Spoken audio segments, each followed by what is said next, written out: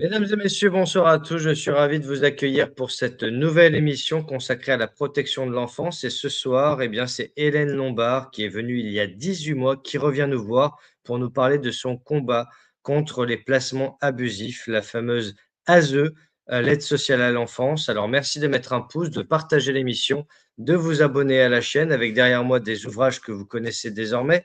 Laetitia Deschamps, Le désenfantement.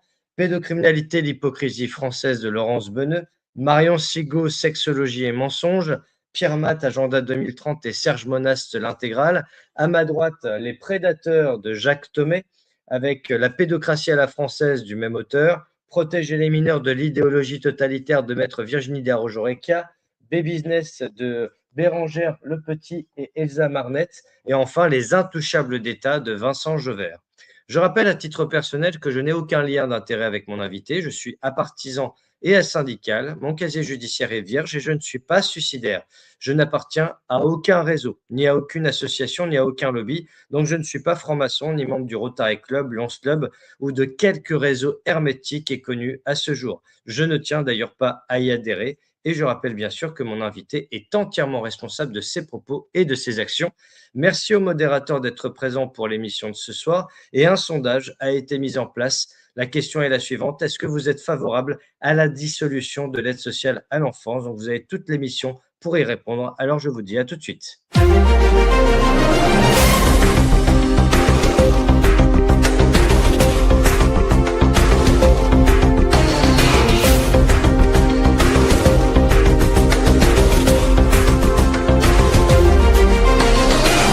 On relaye, on informe, on éveille.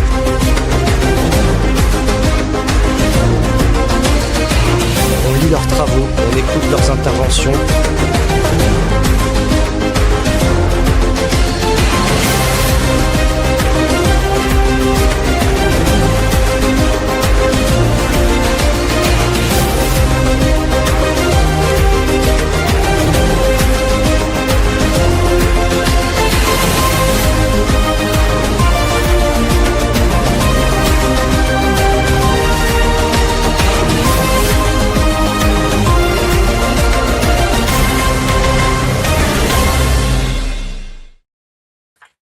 Bonsoir Hélène. Bonsoir. Bonsoir à tous. Merci à toi de me recevoir. Je t'en prie, tu as pas mal de choses à nous dire. Alors, tu étais venu le 30 octobre 2024, tu nous avais parlé de ton parcours. Oui. Nous avions fait, je crois, 3h30 d'émission, c'était poignant, c'était intense. Aujourd'hui, en cette année 2026, nous sommes le 7 mai, qui est une journée en général d'élection présidentielle, traditionnellement. Que peux-tu nous dire? Quelle est la mise à jour de ton combat? Comment vas-tu déjà? Parce que tu as eu quelques pépins, on va dire. Tu n'as pas que des amis dans le milieu de la protection de l'enfance, c'est le moins qu'on puisse dire. Donc, je voulais te recevoir parce que tu avais besoin d'en parler. Donc, je t'en prie. Déjà, redéclarer tes liens d'intérêt potentiels, si tu en as, d'où tu viens, etc. Et ensuite, ta situation. D'accord. Donc, moi, c'est Hélène Lombard. Je suis une résistante depuis mes 18 ans. J'en ai 60 cette année. Et j'étais passée à Ciel-Montmardi le 23 octobre 1990 et j'y avais déjà dénoncé des crimes de magistrats, notamment du chantage sur l'enfant d'un de mes amis, dans le but qu'il arrête de dénoncer leurs crimes. Et donc, je n'ai pas arrêté de me battre dans ce domaine-là. Je n'ai jamais voulu rentrer dans une entreprise parce que je voyais bien que c'était faire beaucoup de concessions. Et pour moi, ce n'était pas vraiment possible. Donc, j'ai préféré être plutôt pauvre, on va dire, et de continuer mon combat. J'ai dénoncé dans les débuts des années 2000, par des inscriptions de faux, les traités de l'Union européenne, ce qui m'a amené à en faire 177 en janvier 2009, à les déposer au président tchèque à Prague, qui les a reçus puisqu'il était anti-européen. Il a donc refusé pour la Tchéquie de signer les traités de l'Union européenne sur la base de mes écrits. Et j'avais distribué aussi ça à tous les pays d'Europe dans leurs ambassades dans cette ville-là. Et 9 mois plus tard, on m'a volé mon fils le 23 septembre 2009 pour me le séquestrer jusqu'à sa majorité en juillet 2024. Et pendant ces 16 ans de combat, puisqu'ils n'avaient pas l'intention du tout de me le rendre, eh bien, je l'ai vu que 8 heures. Voilà. Le but était de me faire taire sur les crimes que tous ces pourris font. Et bien évidemment, vous le voyez, ça va pas marcher, ça marchera jamais. Et mon fils est sorti, donc il a maintenant 20 ans cette année, au mois de juillet. Et il est venu 1 heure nous voir en juillet à ses 18 ans. Il considère que je suis pas sa mère, que sa famille, c'est la famille d'accueil, etc. Il a été complètement renversé.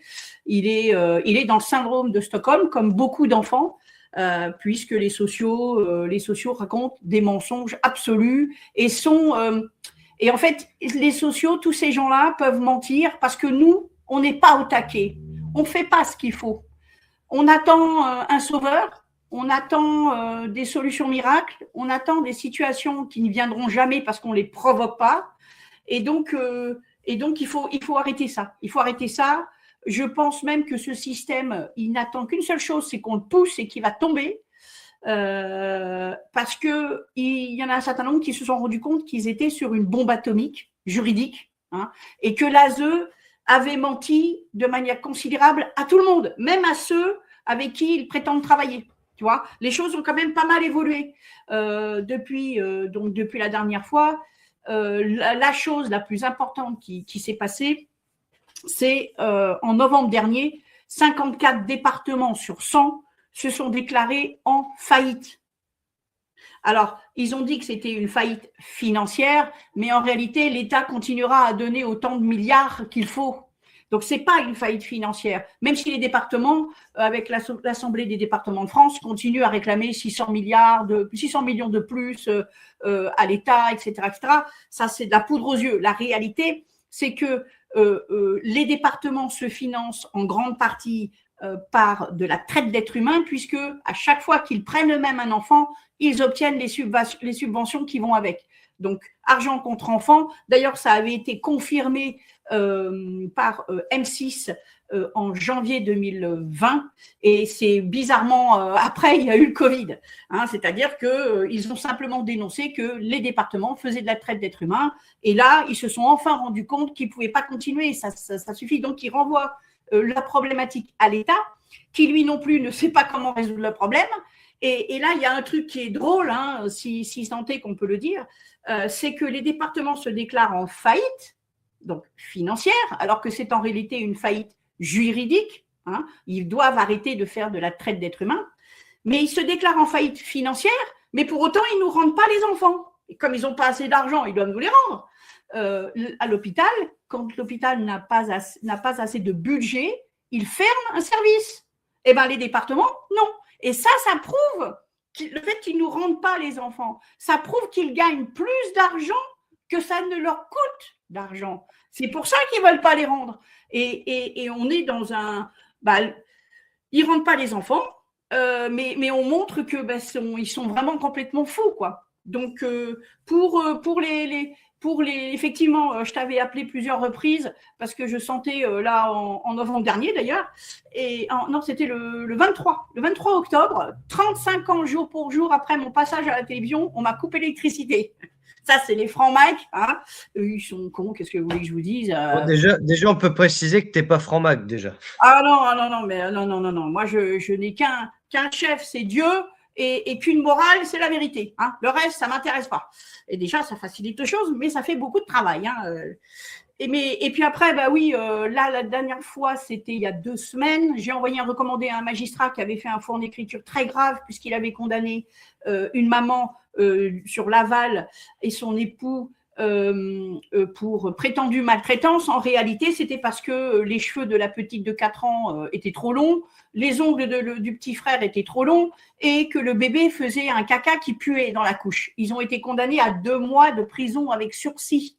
Et le magistrat, qu'est-ce qu'il a écrit ? Il a écrit « Vu le dossier, il y a lieu de les condamner ». Ce qui fait que quand on lit la décision, on ne sait pas pourquoi on les a condamnés. Et ça, c'est totalement illégal. Hein. Bien évidemment, toute décision doit comporter un motif, que ce soit une décision administrative ou judiciaire, on n'en sort pas.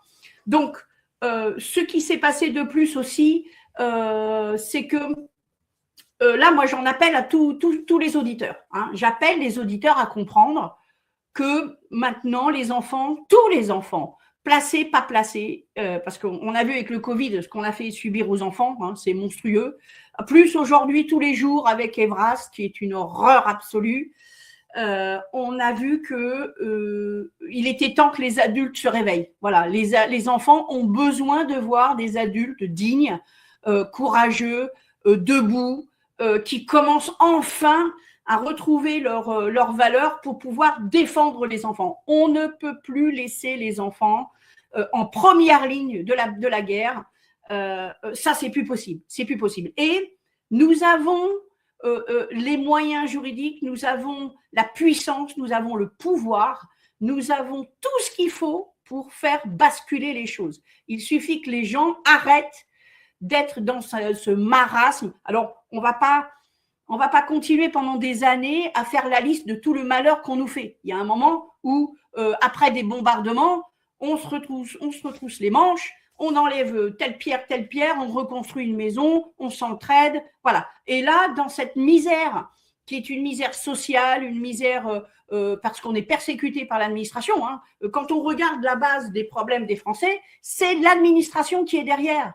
Et donc, les gens doivent se réveiller et se dire, bon, bah maintenant, comme on est dans la merde, hein, alors c'est pas une merde, on ne crève pas encore de faim, on est juste extrêmement pauvres, hein, la majeure partie des gens, beaucoup, le 15 du mois n'ont déjà plus rien.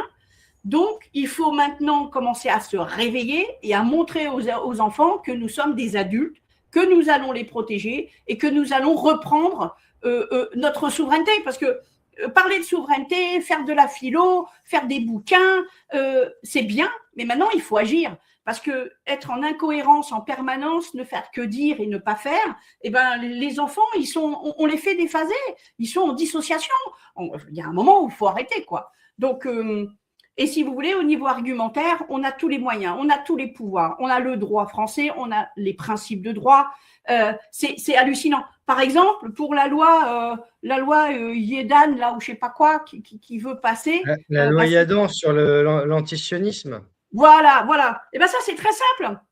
C'est contraire à l'article 1 de la Déclaration des droits de l'homme. Tous les hommes naissent et demeurent libres et égaux en droit. Point barre. Surtout que, ma chère Hélène, oui. Les gens ne sont pas encore prêts à ce que je vais publier ce week-end parce que je suis tombé sur un PDF, un bouquin qu'on m'a envoyé. Je remercie d'ailleurs les auditeurs qui me l'ont envoyé sur VK notamment. Ce bouquin s'appelle « À nous la France ». Il date de 1913, donc c'était avant la Première Guerre mondiale. Et c'est on va dire que c'est le Mein Kampf du sionisme, si je devais le traduire ainsi. Ce bouquin-là, quand je l'ai lu, je me suis demandé si c'était pas encore pire que Mein Kampf. Mein Kampf, on a fait une émission avec Vincent Renoir qui a duré 5 heures l'été dernier, donc on peut avoir une archive. Et là, je vais publier le texte intégral dimanche. Il fait 93 pages, je l'ai fini hier soir. Je tenais à le finir avant d'attaquer le rapport de la commission parlementaire sur l'audiovisuel, qui est très intéressant aussi. Et je ferai par la suite celui sur l'inceste, puisqu'on est encore sur la commission parlementaire sur l'inceste en ce moment.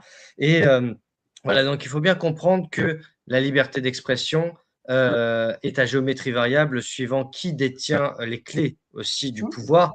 Alors, j'en profite parce que j'ai oublié de le faire, d'avoir une pensée ce soir pour tous les enfants qui sont victimes des placements abusifs déjà. Et je voudrais aussi qu'on dédie cette émission à notre ami Feu Michel Chanu, qui était très engagé dans la protection de l'enfance, avec qui j'avais pu traiter notamment des béatitudes, de l'affaire Le Squarnec ou encore de l'affaire Betaram, entre autres. Et comment dire, voilà. Donc, je pense à Michel ce soir parce qu'il avait beaucoup de choses à dire sur l'ASE, etc. Et tous ceux qui sont exposés derrière moi, pour beaucoup, le connaissaient.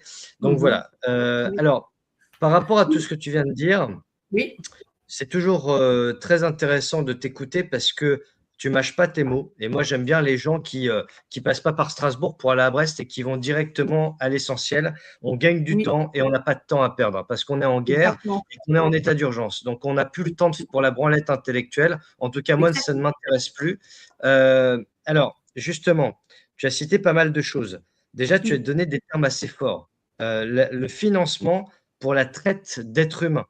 Donc, tu évoques et ce sont tes mots, je le précise, Oui, une oui, forme de trafic d'êtres humains. Alors, figure-toi que j'avais entendu, et c'est pas oui, sur une chaîne complotiste, hein, puisque c'est sur RMC aux grandes gueules, donc on connaît oui, tous, hein, plus ou moins. oui, Et quelqu'un avait sorti, mais ça remonte au début de cette année, concernant le fait qu'à l'ASE, on avait du proxénétisme, des viols collectifs, des oui, trafics d'êtres humains notamment.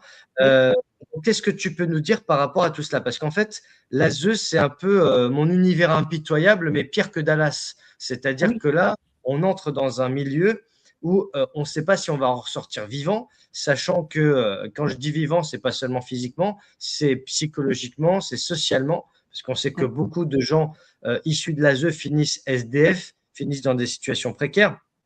C'est pas pour le défendre, mais Jean-Luc Lahaye, par exemple, est un enfant de la Oui, DAS au complètement. départ. Et voilà, donc comment tu vois en 2026 l'état de l'ASE si tu devais faire une forme de rétrospective?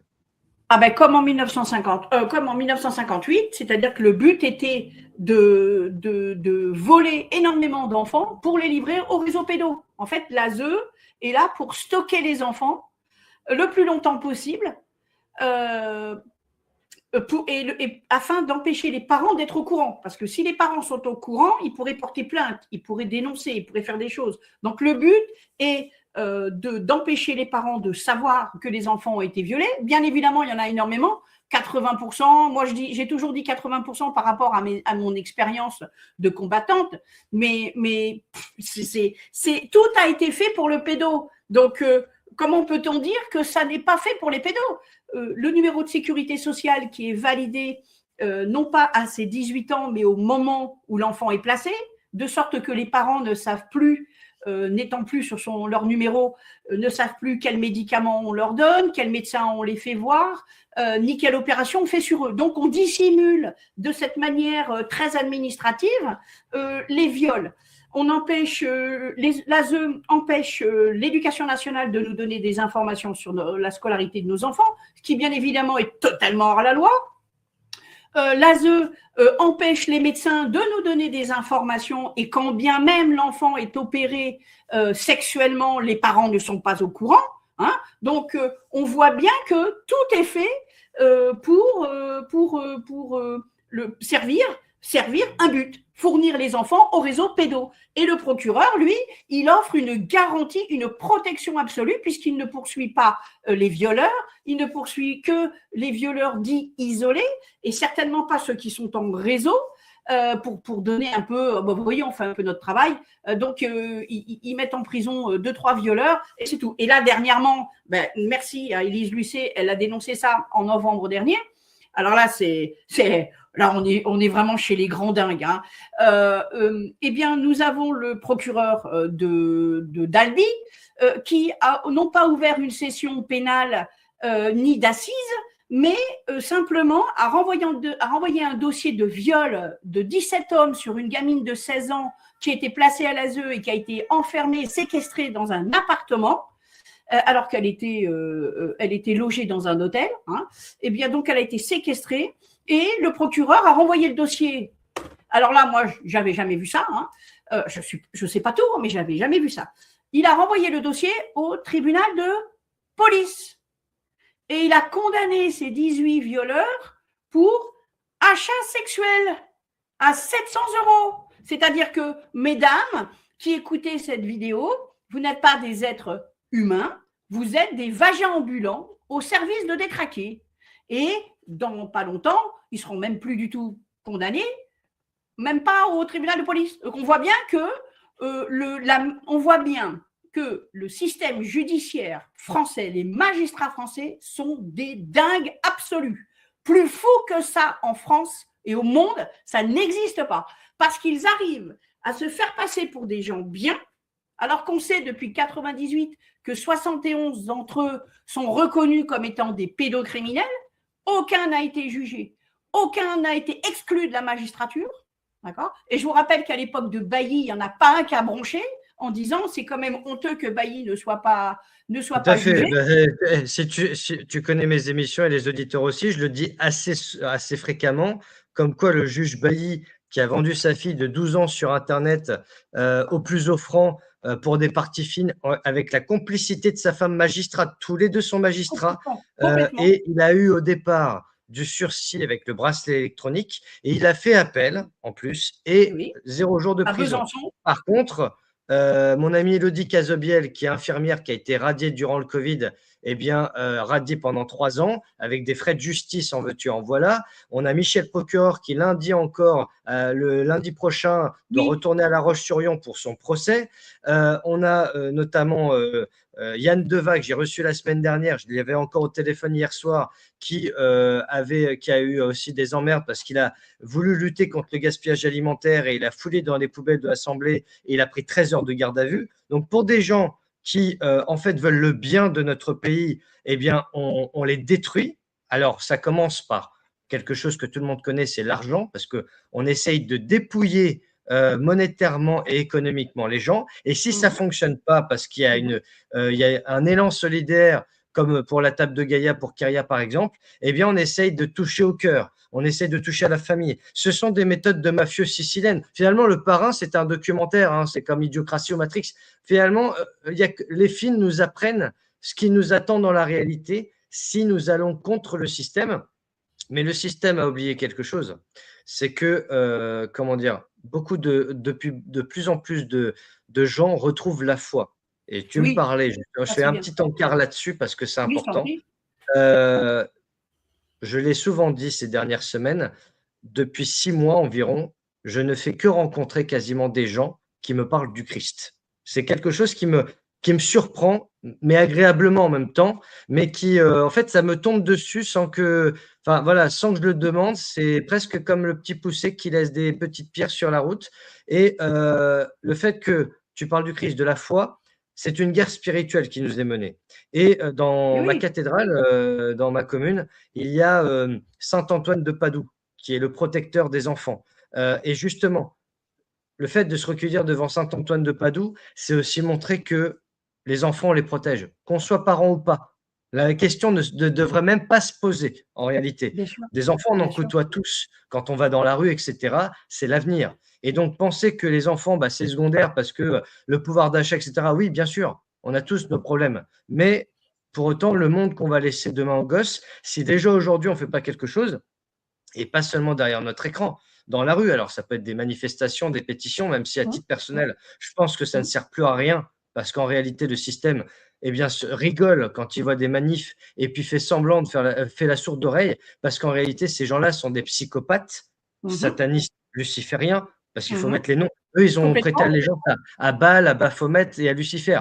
Il faut rappeler que Serge Monast le disait, le 33e degré de la franc-maçonnerie, c'est la glorification de Satan. Quand on a compris ça, on a tout compris. Donc, ce n'est pas la glorification de Marie ou de Jésus, c'est la glorification de Satan. Donc, contre Satan, il faut de la lumière. Et donc, la lumière, elle est là. Voilà. Alors, je précise que ce n'est pas une émission prosélyte qui passe sur Cato ce soir, mais c'est simplement une parenthèse pour comprendre qu'en fait, cette guerre, elle est messianique et que les enfants, ils ont besoin aussi de trouver des repères. Nous sommes dans une société qui n'a plus de repères parce que les institutions et ceux qui nous représentent, bon gré, mal gré, puisque ce n'est pas tous avec notre gré ou notre volonté, eh bien, jouent contre nous et nous ont déclaré la guerre. Donc, quand on a une guerre comme ça, il faut s'unir et pas se diviser, mais on ne peut pas non plus s'unir avec n'importe qui, parce que les traîtres, les infiltrés, les oppositions contrôlées, les truands et les pourritures, il y en a aussi. Et donc, il faut savoir faire le ménage. Voilà. Petite parenthèse en faire. Complètement. Et alors, je reviens sur ce que tu as dit là par rapport à la comparaison avec la mafia. C'est encore pire que tu crois, puisque la mafia ne touchait jamais ni aux femmes ni aux enfants. Ce qui n'est bien évidemment pas du tout le cas de la magistrature. Donc là, on voit bien que les mafieux italiens avaient et ont bien plus de valeur morale que le judiciaire. Donc mais alors tu t'étonnes tu t'étonnes à moitié qu'on se réfère à Jésus, mais comment tu veux te battre et on peut pas se battre face à ces gens-là si on n'est pas et puis assis bien dans ses bottes, honnête, voilà. Et puis comment tu veux qu'on perde avec Dieu derrière? C'est pas possible. Non, mais disons donc, il faut y aller et il faut y rester. ce que je voulais dire par là, c'est qu'il y a Oui, aussi des gens athées. Moi, je respecte toutes les croyances. oui, Je respecterai toutes les croyances dès lors que l'on ne m'imposera pas celles des autres. Ça, c'est déjà un principe. Moi, je n'ai jamais oui, imposé pas quoi que mal. ce soit à quiconque, mais il est vrai que je remarque que même les gens dits athées ou autres, eh bien, Mhm, ont tendance aussi à reparler de spiritualité, pas forcément de religion. Mais mhm, encore une fois, l'homme a toujours cru en quelque chose. J'en parlais déjà quand j'étais à Lascaux dans la préhistoire. Le chamanisme faisait déjà partie des croyances il y a plusieurs millénaires. Mais aujourd'hui, concrètement, parce que ce qui m'importe aujourd'hui dans les émissions, c'est pas de faire de la figuration, c'est pas de faire des émissions parce qu'il faut meubler le temps, il faut faire quelque chose de sa vie. C'est pas le but. Pour moi, le mhm. but, c'est que derrière, on puisse agir concrètement. Alors aujourd'hui, à tous les enfants déjà, mais à tous les parents qui nous regardent ce soir et qui sont comme toi dans ta situation, Mhm, placement abusif, mafia d'État, etc. Qu'est-ce mhm. que tu leur conseilles de manière pragmatique sur le plan, je sais pas moi, administratif, juridique, pour Alors, sauver les trois enfants? choses. Trois choses. La première chose, c'est l'ASE et le juge pour enfants. Le juge pour enfants est un tribunal illégal. Et là, je demande aussi à tous ceux qui même ne sont pas touchés, euh, parce que contre le bon sens, on peut rien. Donc, et face au mensonge, bien évidemment, il n'y a que la vérité. Donc, la vérité dite simplement par rapport au juge pour enfants, c'est celle-ci. Et je demande aux gens de la prendre par cœur. Parce que malheureusement, il y a des gens, des parents qui font des manifs, mais ils ne veulent pas le dire. Il y a des gens qui prétendent vouloir faire des choses positives pour les enfants, mais ça aussi, ils ne veulent pas le dire. C'est quand même étrange. Alors maintenant, moi, je dis à tout le monde, contre le bon sens, on ne peut rien. Bon, donc, le truc, c'est ça. C'est si vous maltraitez un chien, vous allez en correctionnel. Si vous maltraitez une personne âgée, vous allez en correctionnel. Si vous maltraitez l'enfant de votre voisin, vous allez en correctionnel. Mais si vous maltraitez votre propre enfant, vous allez devant un juge civil. Voilà la réalité actuelle. Sauf que ça, c'est totalement illégal.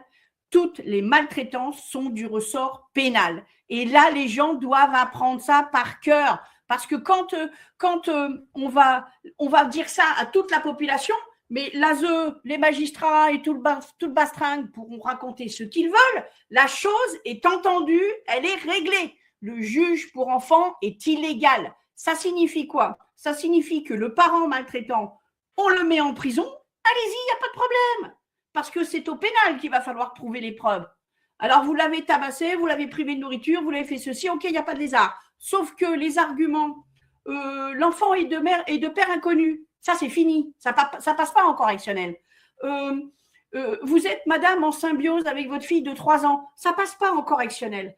Tous ces arguments qui sont à 99% utilisés pour nous voler nos enfants, face au pénal, ils tombent. Donc, les gens qui m'écoutent, qui aiment la vérité, qui aiment la justice, qui aiment sauver les enfants, arrêtez de vouloir faire des choses miraculeuses puisque vous ne les faites pas. Faites un truc banal, balancez des slogans. Et ce slogan-là, il va tout détruire. Moi, je l'ai dit une seule fois en mai 2021, c'est pour ça qu'on m'a mis en tôle. Parce qu'ils ont compris que j'avais compris.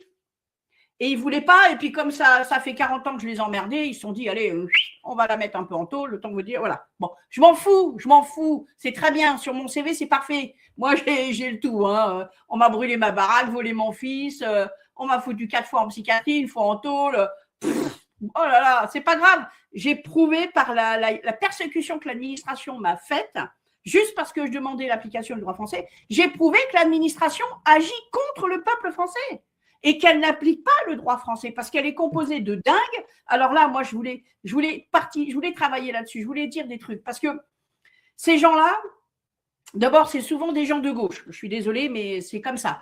C'est-à-dire que quand on leur parle de la misère en France, ils nous disent « Ouais, mais très très loin, il y a de la misère ». Pourquoi ils parlent de la misère qui est très loin? Mais parce que la misère, en réalité, ils s'en foutent. Ils ne veulent pas s'occuper de la misère qui est à côté d'eux. Ils ne veulent pas. Sauf si on La les misère, embauche. comme disait Aznavour, la misère est moins pénible au soleil. Et moi, Oui, j'ai une définition pour des gens comme ça s'appelle être patriote chez les autres. Mais Voilà. quand tu sais, il y a un exemple criant là. Tout le monde a vu que Yann Arthus Bertrand faisait une exposition concernant le vivre ensemble. Ouais. Il l'a vécu hier soir, le vivre ensemble, c'est-à-dire que son exposition a été complètement dévalisée, démontée par les supporters. Là, il y avait un match du PSG, etc. PSG Bayern Munich. Moi, je n'ai pas suivi, à vrai dire, mais j'ai vu vite fait. Et il a dit, j'ai reçu des milliers de messages de gens, on va refaire l'expo et tout. Donc, j'y crois au vivre ensemble. Le problème, c'est que, comme disait un ancien ministre de l'Intérieur, Gérard Collomb, pour ne pas le citer, avant, on vivait côte à côte.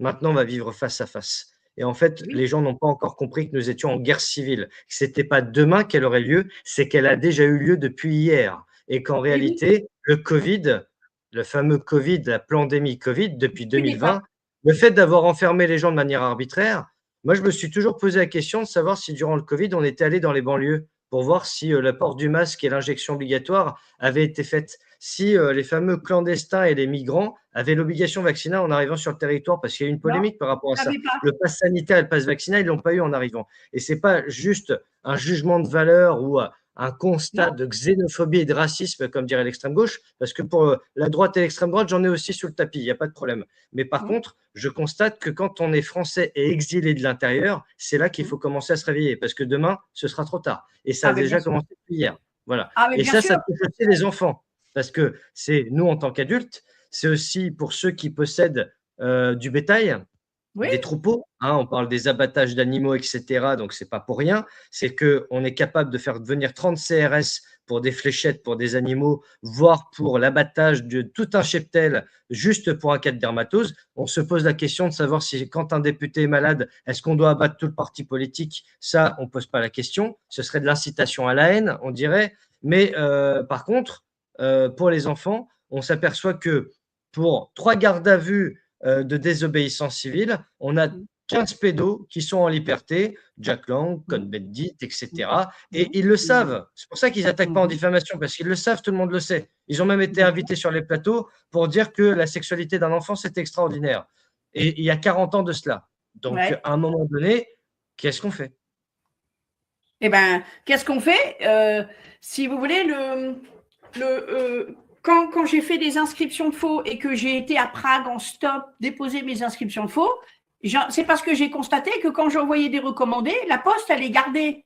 Elle les envoyait à quelques francs-maçons qui voulaient les informations.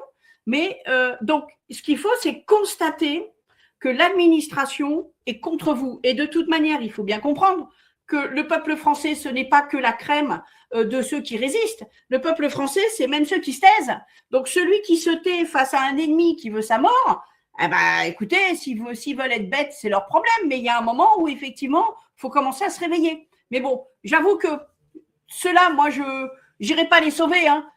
S'ils ne se battent pas pour les enfants, moi, je n'irai pas les sauver. Hein. Ça suffit, quoi. Hein. J'ai été gentil. Moi, ça fait 20 ans que j'attends qu'ils se bougent, les parents, même les autres. Est-ce que tu Mais peux. par contre, il faut aussi voir une chose, c'est que nos ennemis, ils veulent qu'on soit divisés. Pourquoi? Parce que si on était unis, bon sang de bonsoir, mais en 48 heures, on les vire et en 3 mois, on remet la France debout. Parce que la France, elle est composée de gens honnêtes, de gens dignes, de gens qui sont juste effarés de voir les fous qu'on a au gouvernement et ailleurs. Mais on a tout, on a le droit, on a le pouvoir, on a le titre et on a le bon sens et on a tout pour nous. Comment ça se fait qu'on ne bouge pas? Et parce qu'ils nous ont fait croire que bouger n'apporterait rien. Mais c'est faux, c'est faux, bordel de merde, c'est faux. Quand j'ai fait ma première inscription de faux du traité de l'Union européenne, je l'ai envoyé, je l'ai déposé au tribunal de Toulon, parce que j'habitais dans le Var à l'époque. 48 heures après, elle était mon inscription de faux dans les mains de Sarko. Parce que mon truc, il était évident, c'était une bombe atomique, et que si le référendum était passé à oui, eh ben c'était une bombe atomique. Bon, donc, et c'était que du bon sens. Même eux, si vous voulez, même eux ne peuvent rien contre le bon sens. Mais si on ne l'invoque pas, bordel de merde, on ne pourra pas jouer notre petite pièce sur l'échiquier. Et de toute manière, si les gens ne bougent pas, de toute manière, ils sont déjà ciblés et on est déjà tous ultra fichés par l'administration. Donc, de toute manière, celui qui veut rien faire parce qu'il a peur de toute manière, il se fera massacrer. Donc, autant se faire massacrer dans le combat, debout, parce que si on le fait tous en même temps, eh ben, on va y arriver. Mais c'est pour ça qu'ils nous divisent. Mais c'est sûr aussi qu'il ne faut pas s'unir à n'importe qui. Ça, c'est très important. Mais néanmoins, il y a un moment donné où on se dit, bon, il faut se bouger, quoi. Donc, et le meilleur moyen, d'ailleurs, pour comprendre la pièce, la situation réelle dans laquelle on est, c'est d'aller aider les autres. Parce qu'en allant aider les autres, on se rend compte que pour les enfants placés, allez voir les jeunes qui sont dans la rue, demandez-leur s'ils ont récupéré les allocations de rentrée scolaire que la Caisse des dépôts et consignations est censée leur donner dès leurs 18 ans. Hein, est-ce qu'ils ont besoin qu'on les aide? Parce que ce n'est pas les sociaux et ce n'est pas l'administration qui va les aider. L'administration les a détruits dans l'enfance.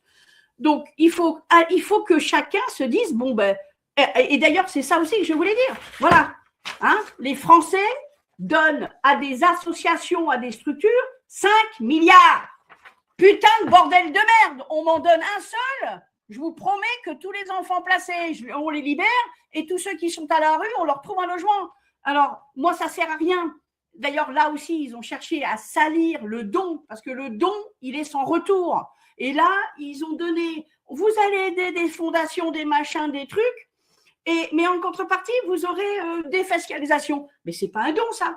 Donc, qu'ils arrêtent de filer ça, hein, pour un don de merde qui n'arrivera pas d'ailleurs, parce que par rapport à la Fondation de France, il faut savoir que pour avoir un don de la Fondation de France, il faut, et pour avoir un don d'une autre fondation privée, il faut aussi être soutenu par la Fondation de France. Sauf que la Fondation de France, elle limite au maximum les dons faits concrètement et utilement en faisant quoi? Mais en faisant des appels d'offres complètement ridicules.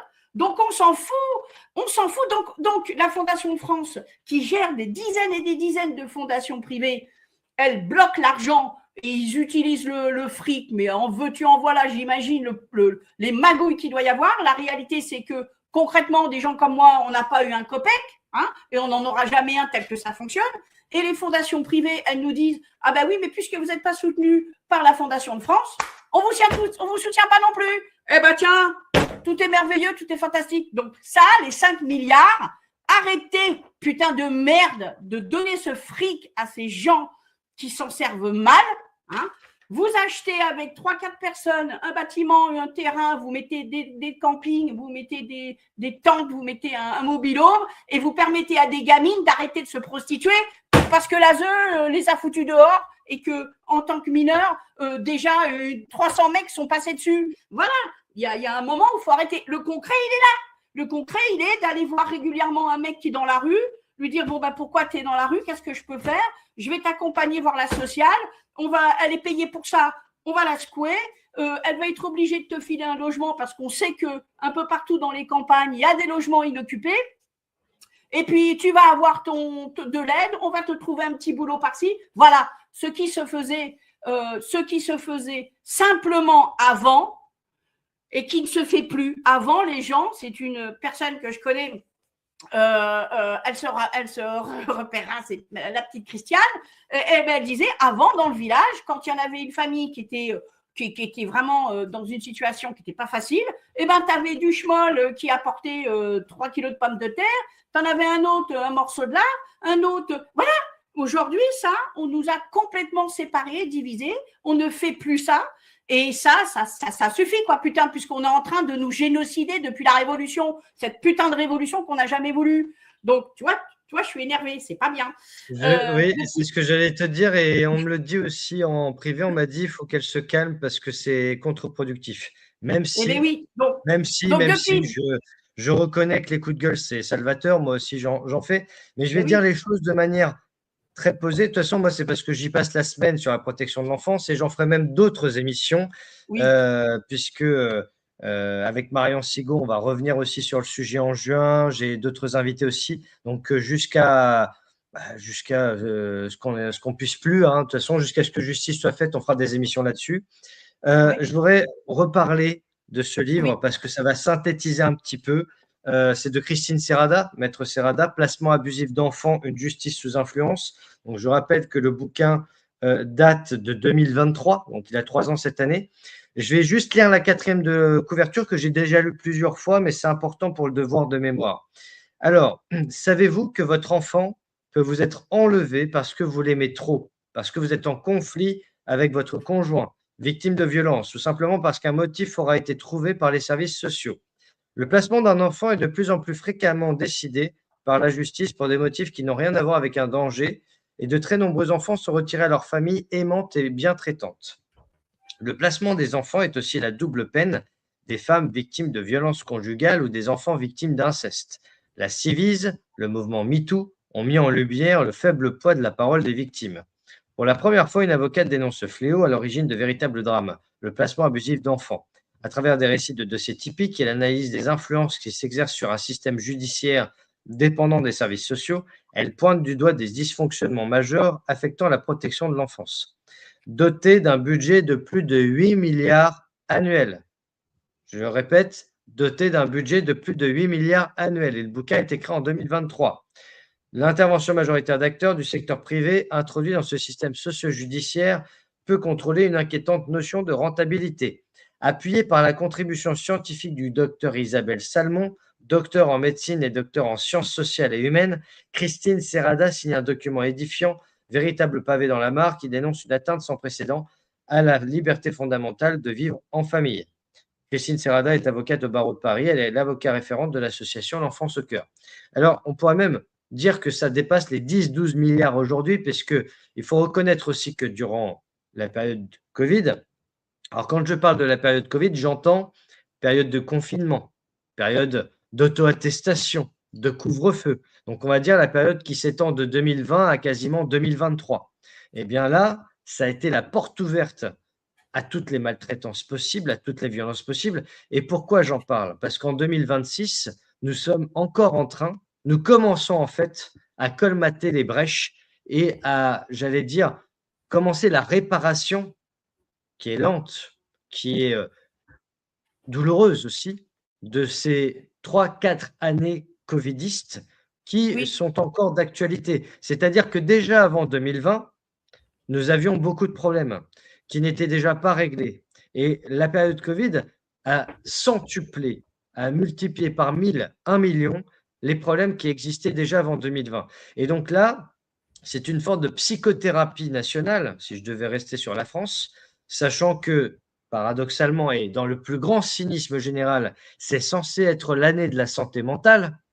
Alors, quand ce oui. sont des psychopathes en chef qui te disent comment tu dois avoir ta santé mentale, c'est le camembert qui dit Roquefort qui pue, quoi. Donc, à un moment donné, il faut arrêter de prendre les gens pour des couillons, d'une part.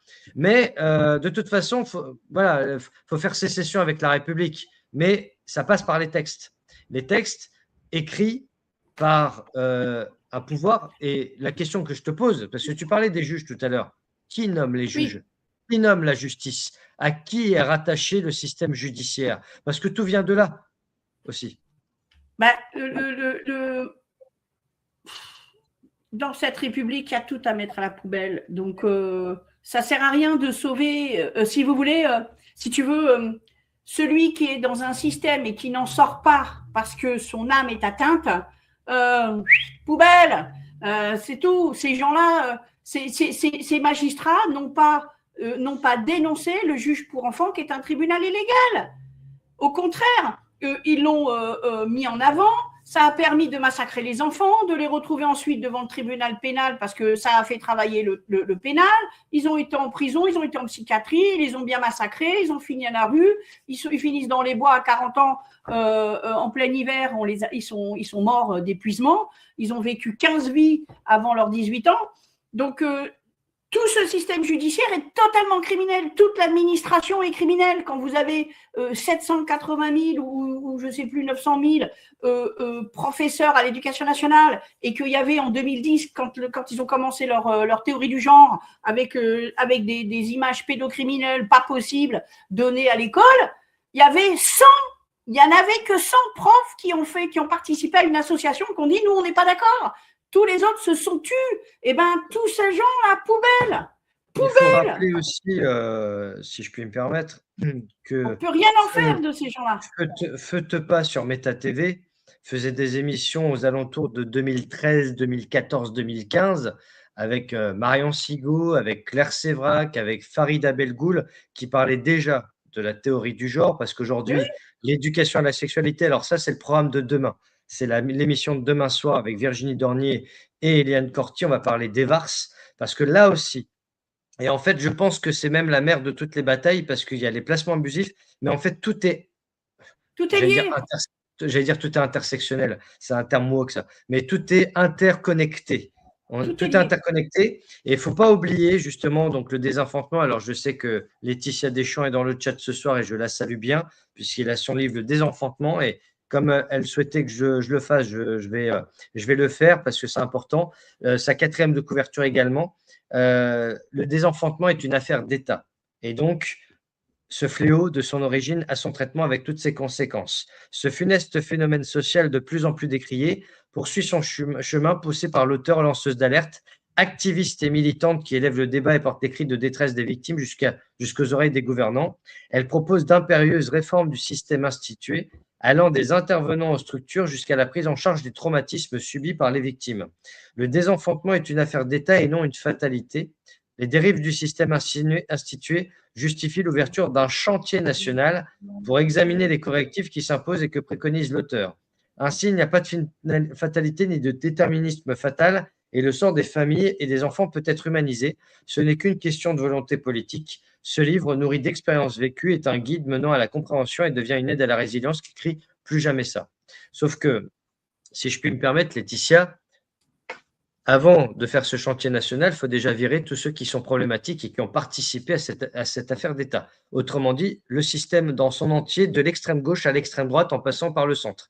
Parce qu'il faut rappeler que François Bayrou n'a pas été délogé de Matignon à cause de l'affaire Bétaram. Ça, dans une société normale, on n'aurait jamais eu un Premier ministre avec déjà un passif pareil. On a attendu qu'il soit à Matignon pour sortir l'affaire, alors que ça fait 35 ans que tout le monde le savait, notamment à gauche. Voilà. Parce que malheureusement, c'est malheureux de le dire, la droite a beaucoup de choses à se reprocher, mais ce sont souvent des gens de gauche qui sont dans la pédocriminalité et dans les affaires comme le Choral, etc., etc. C'est pas moi qui l'invente, ce sont les faits historiques. Même si je ne mets pas d'étiquette de facto sur les personnes, mais il n'empêche qu'il y a quand même une tendance politique en la matière.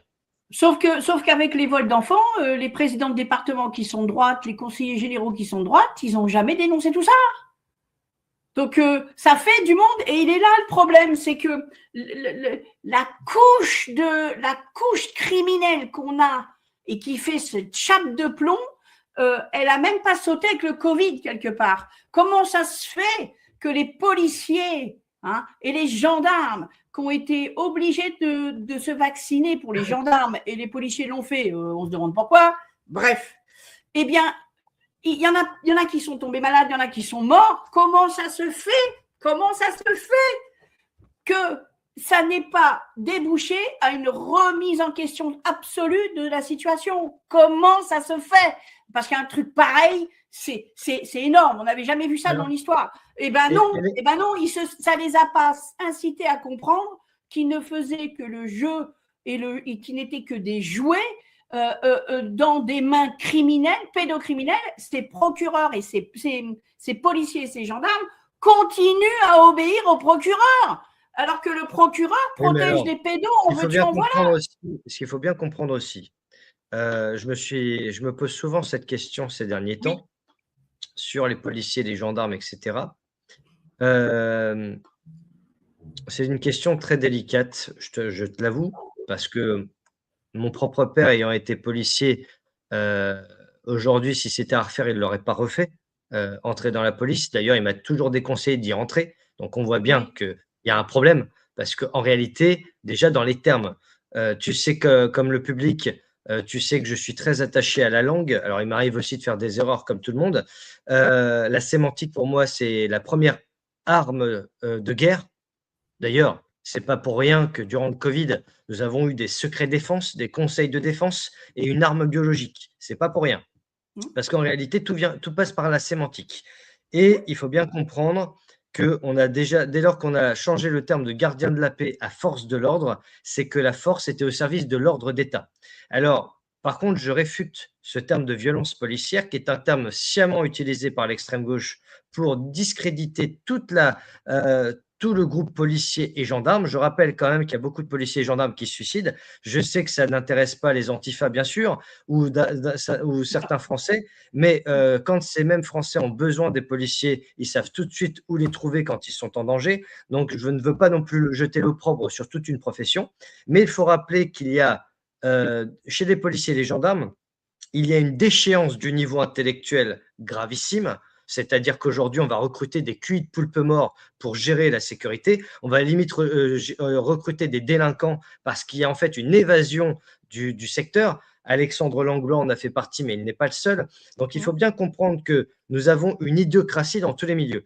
On a réussi en France, en l'espace de même pas 50 ans, à être un pays sous-développé, encore plus sous-développé que les pays qu'on a soi-disant colonisés. Donc c'est quand même fort. Et tout ça a été orchestré par les mondialistes pour que nous disparaissions. C'est ça la réalité. C'est une réalité qui dérange beaucoup C'est de du gens. génocide. Voilà, alors, génocide, oui, mais c'est un génocide intellectuel. C'est-à-dire qu'on tue tous les esprits brillants, soit en les détruisant physiquement, soit en les faisant partir du pays, c'est-à-dire qu'on fait partir des cerveaux qui sont payés 3 fois mieux aux États-Unis ou ailleurs.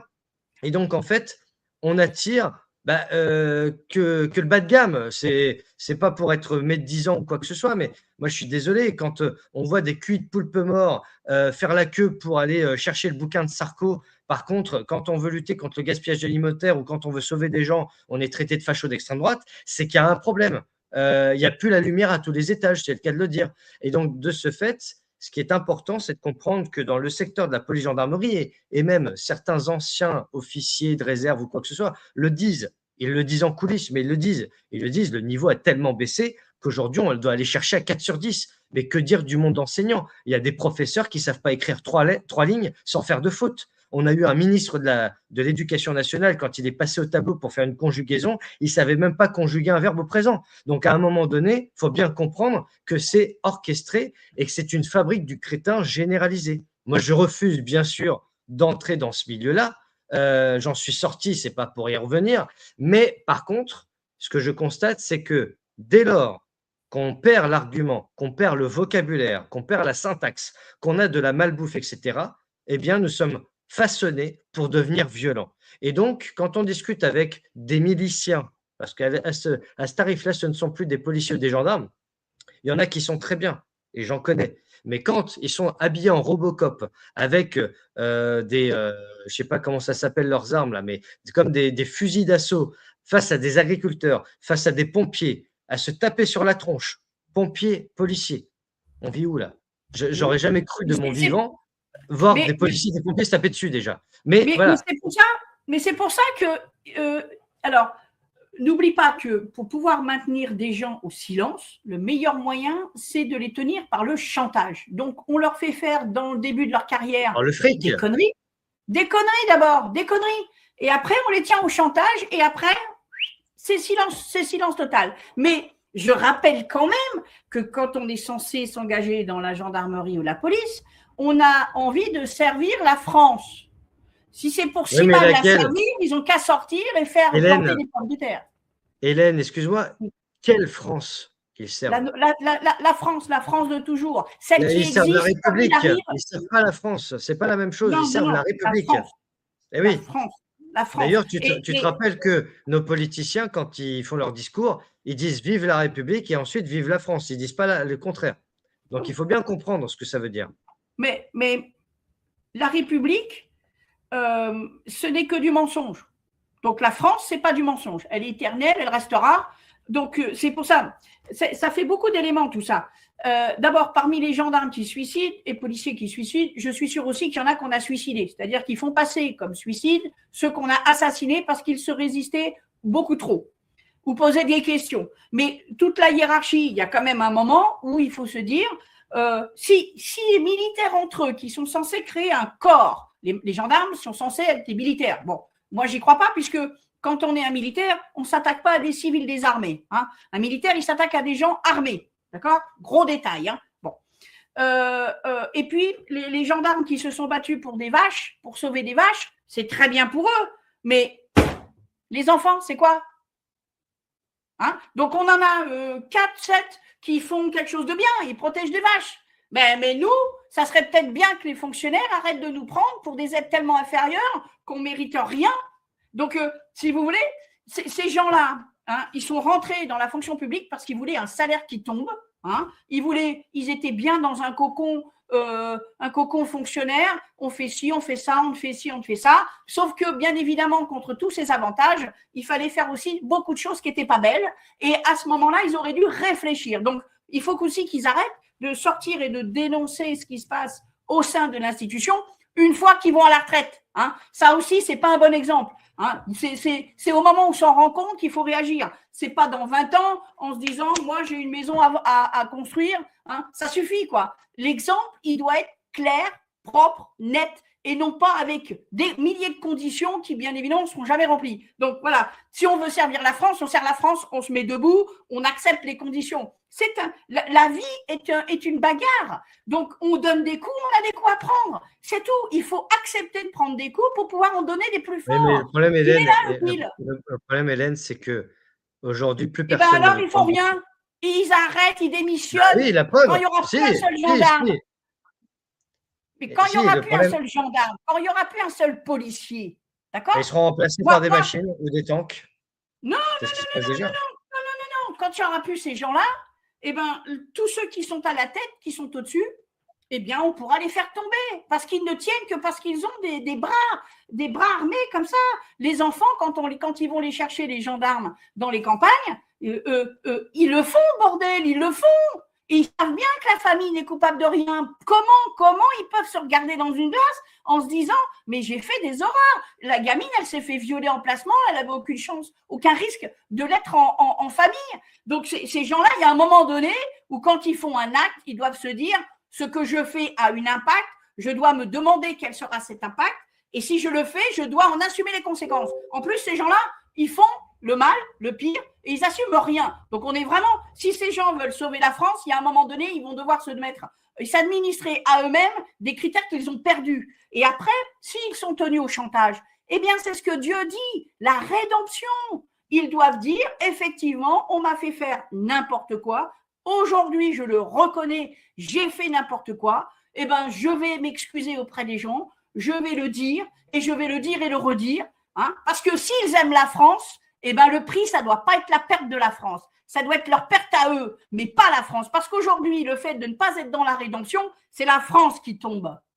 Et quand on aime la France, on n'accepte pas ça. Donc, si leur vie à eux est plus importante que l'avenir de la France, eh ben, ce sont des grosses merdes. C'est tout. Donc, maintenant, ça suffit. Les solutions, elles sont super simples. Chacun reprend et se dit qu'est-ce que je suis? Qu'est-ce que j'ai fait de bien pour l'intérêt général? Qu'est-ce que j'ai fait de bien pour mon voisin? Est-ce que j'ai aidé un tel? Non. Eh bien, je le fais. Et c'est maintenant que ça se fait. Ça ne fait pas dans 10 ans, quand j'aurai gagné 300 millions. Non, c'est maintenant. J'ai 10 €, j'en donne 3 à quelqu'un qui est fauché. Eh bien, petit à petit, ils vont récupérer de la dignité. Ils vont se dire ah, j'ai fait quelque chose de bien. Et là aussi, parce que ces gens-là, ils nous enfoncent dans un marasme psychique où on ne regarde même plus ce qu'on a fait de bien ou pas.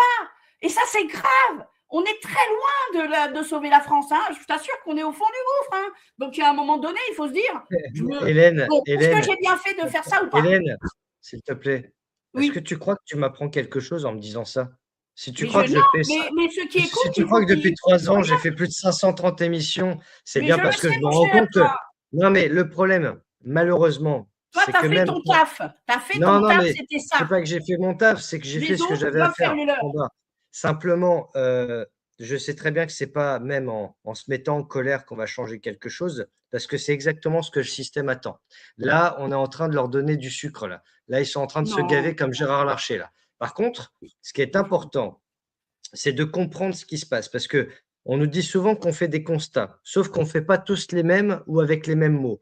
Je voudrais qu'on revienne sur le sujet de l'ASE, du placement abusif, parce que ce qu'on constate, c'est qu'il y a du fric par milliard, d'accord? Moi, ce qui me choque le plus, parmi tout ce qui me choque J'ai fait une émission avec Patrick Ledrapier mardi sur les établissements périscolaires à Paris avec tous les cas de pédos. Je rappelle quand même qu'il y a un certain nombre de maires, nouveaux maires, qui ont un casier, en tout cas qui ont, comment dire, des affaires de protection de l'enfance au derrière, si je puis dire. Oui, Il y oui. en a même qui ont été élus dès le premier tour. Il y en a même un, il peut même pas retourner dans la ville où il vient d'être élu maire parce que, comment dire, il y a une mesure d'éloignement. Alors c'est là que je me dis: «Qu'est-ce que les gens ont dans la tête?» Alors est-ce qu'ils ont eu trop de doses de Pfizer et cetera et que ça leur a fusillé le circuit électrique? Ça, c'est une question que je me pose parce Non, que mais là, le attends, ce dans que je les élections, c'est très clair. Depuis 1970, les élections, elles ont toutes été des fraudes. On n'a parce que pas mille neuf cent résolu le soixante-cinq, il était problème pas de déjà. l'élection. Tant que le problème de l'élection n'est pas résolu, on ne prend pas en compte une élection. Ça sert à rien. Ouais, mais n'empêche, il y a toujours des victimes. Les victimes, puisque, attends, l'État, l'administration, le peuple lui donne un mandat. Si l'administration ne le fait plus, le peuple reprend tout. Mais s'il reprend tout, il fait à la place d'eux. Donc, c'est ce que je voulais te dire. T'as un jeune qui est dans la merde, t'as un papy qui ne reçoit plus sa retraite, eh ben, tu écris pour lui, tu l'aides. Voilà. Et c'est comme ça que les gens vont se rendre compte qu'à quel point la France est dans une situation catastrophique. Parce que le fait de toujours regarder que son quant à soi, eh bien, on agit au profit des pourris. On aide les pourris à agir contre la France. Et c'est donc à nous, chacun dans son domaine. Donc, le premier truc à faire, c'est donner l'argument du chien que je viens de donner, l'apprendre par cœur et le balancer à 300 personnes dans le mois pour que chacun puisse s'en saisir et faire de même. Et là, ça partira en vrille, et tant mieux. Il faut que tout le monde sache que le juge pour enfants est illégal, donc que le département séquestre des enfants sans droit ni titre, et que donc tous les enfants doivent être rendus. Il est là le truc, d'accord? Ensuite, il faut aller aider ceux qui sont dans la rue, empêcher à ce qu'ils soient habitués d'être dans la rue, parce que la rue, c'est un aimant. Hélène, Quand parle plus quelqu'un reste posément, dans la rue, plus posément. Ça ouais, sert à rien de le quand faire quelqu'un avec, reste, voilà, tranquille. dans la rue, Merci. pour en sortir, c'est extrêmement difficile. Par conséquent, il faut absolument que les jeunes qui arrivent dans la rue en sortent très vite, très, très vite. Ensuite, il faut utiliser l'article 5 pour se défendre. L'article 5 du statut de la magistrature, qui est excellent. Il dit que tous les procureurs dépendent du ministre de la Justice. Par conséquent, il n'y a pas de séparation des pouvoirs. Par conséquent, les fonctionnaires n'ont pas de titre, la Constitution n'est pas applicable, quand bien même les droits qu'elle contienne sont valables. Ça ne change rien. La Constitution n'est pas applicable, puisqu'il n'y a pas de séparation des pouvoirs. L'administration n'a pas de titre, les fonctionnaires n'en ont pas non plus. Ils ne sont plus rien. C'est-à-dire que nous avons le pouvoir de reprendre les mains, de reprendre en main, comme en 1945, à la fin de la guerre, il n'y avait plus rien. Eh ben, on a repris en main. Et qui a repris en main? Eh ben, c'est les résistants qui ont repris en main et qui ont recréé l'administration, etc.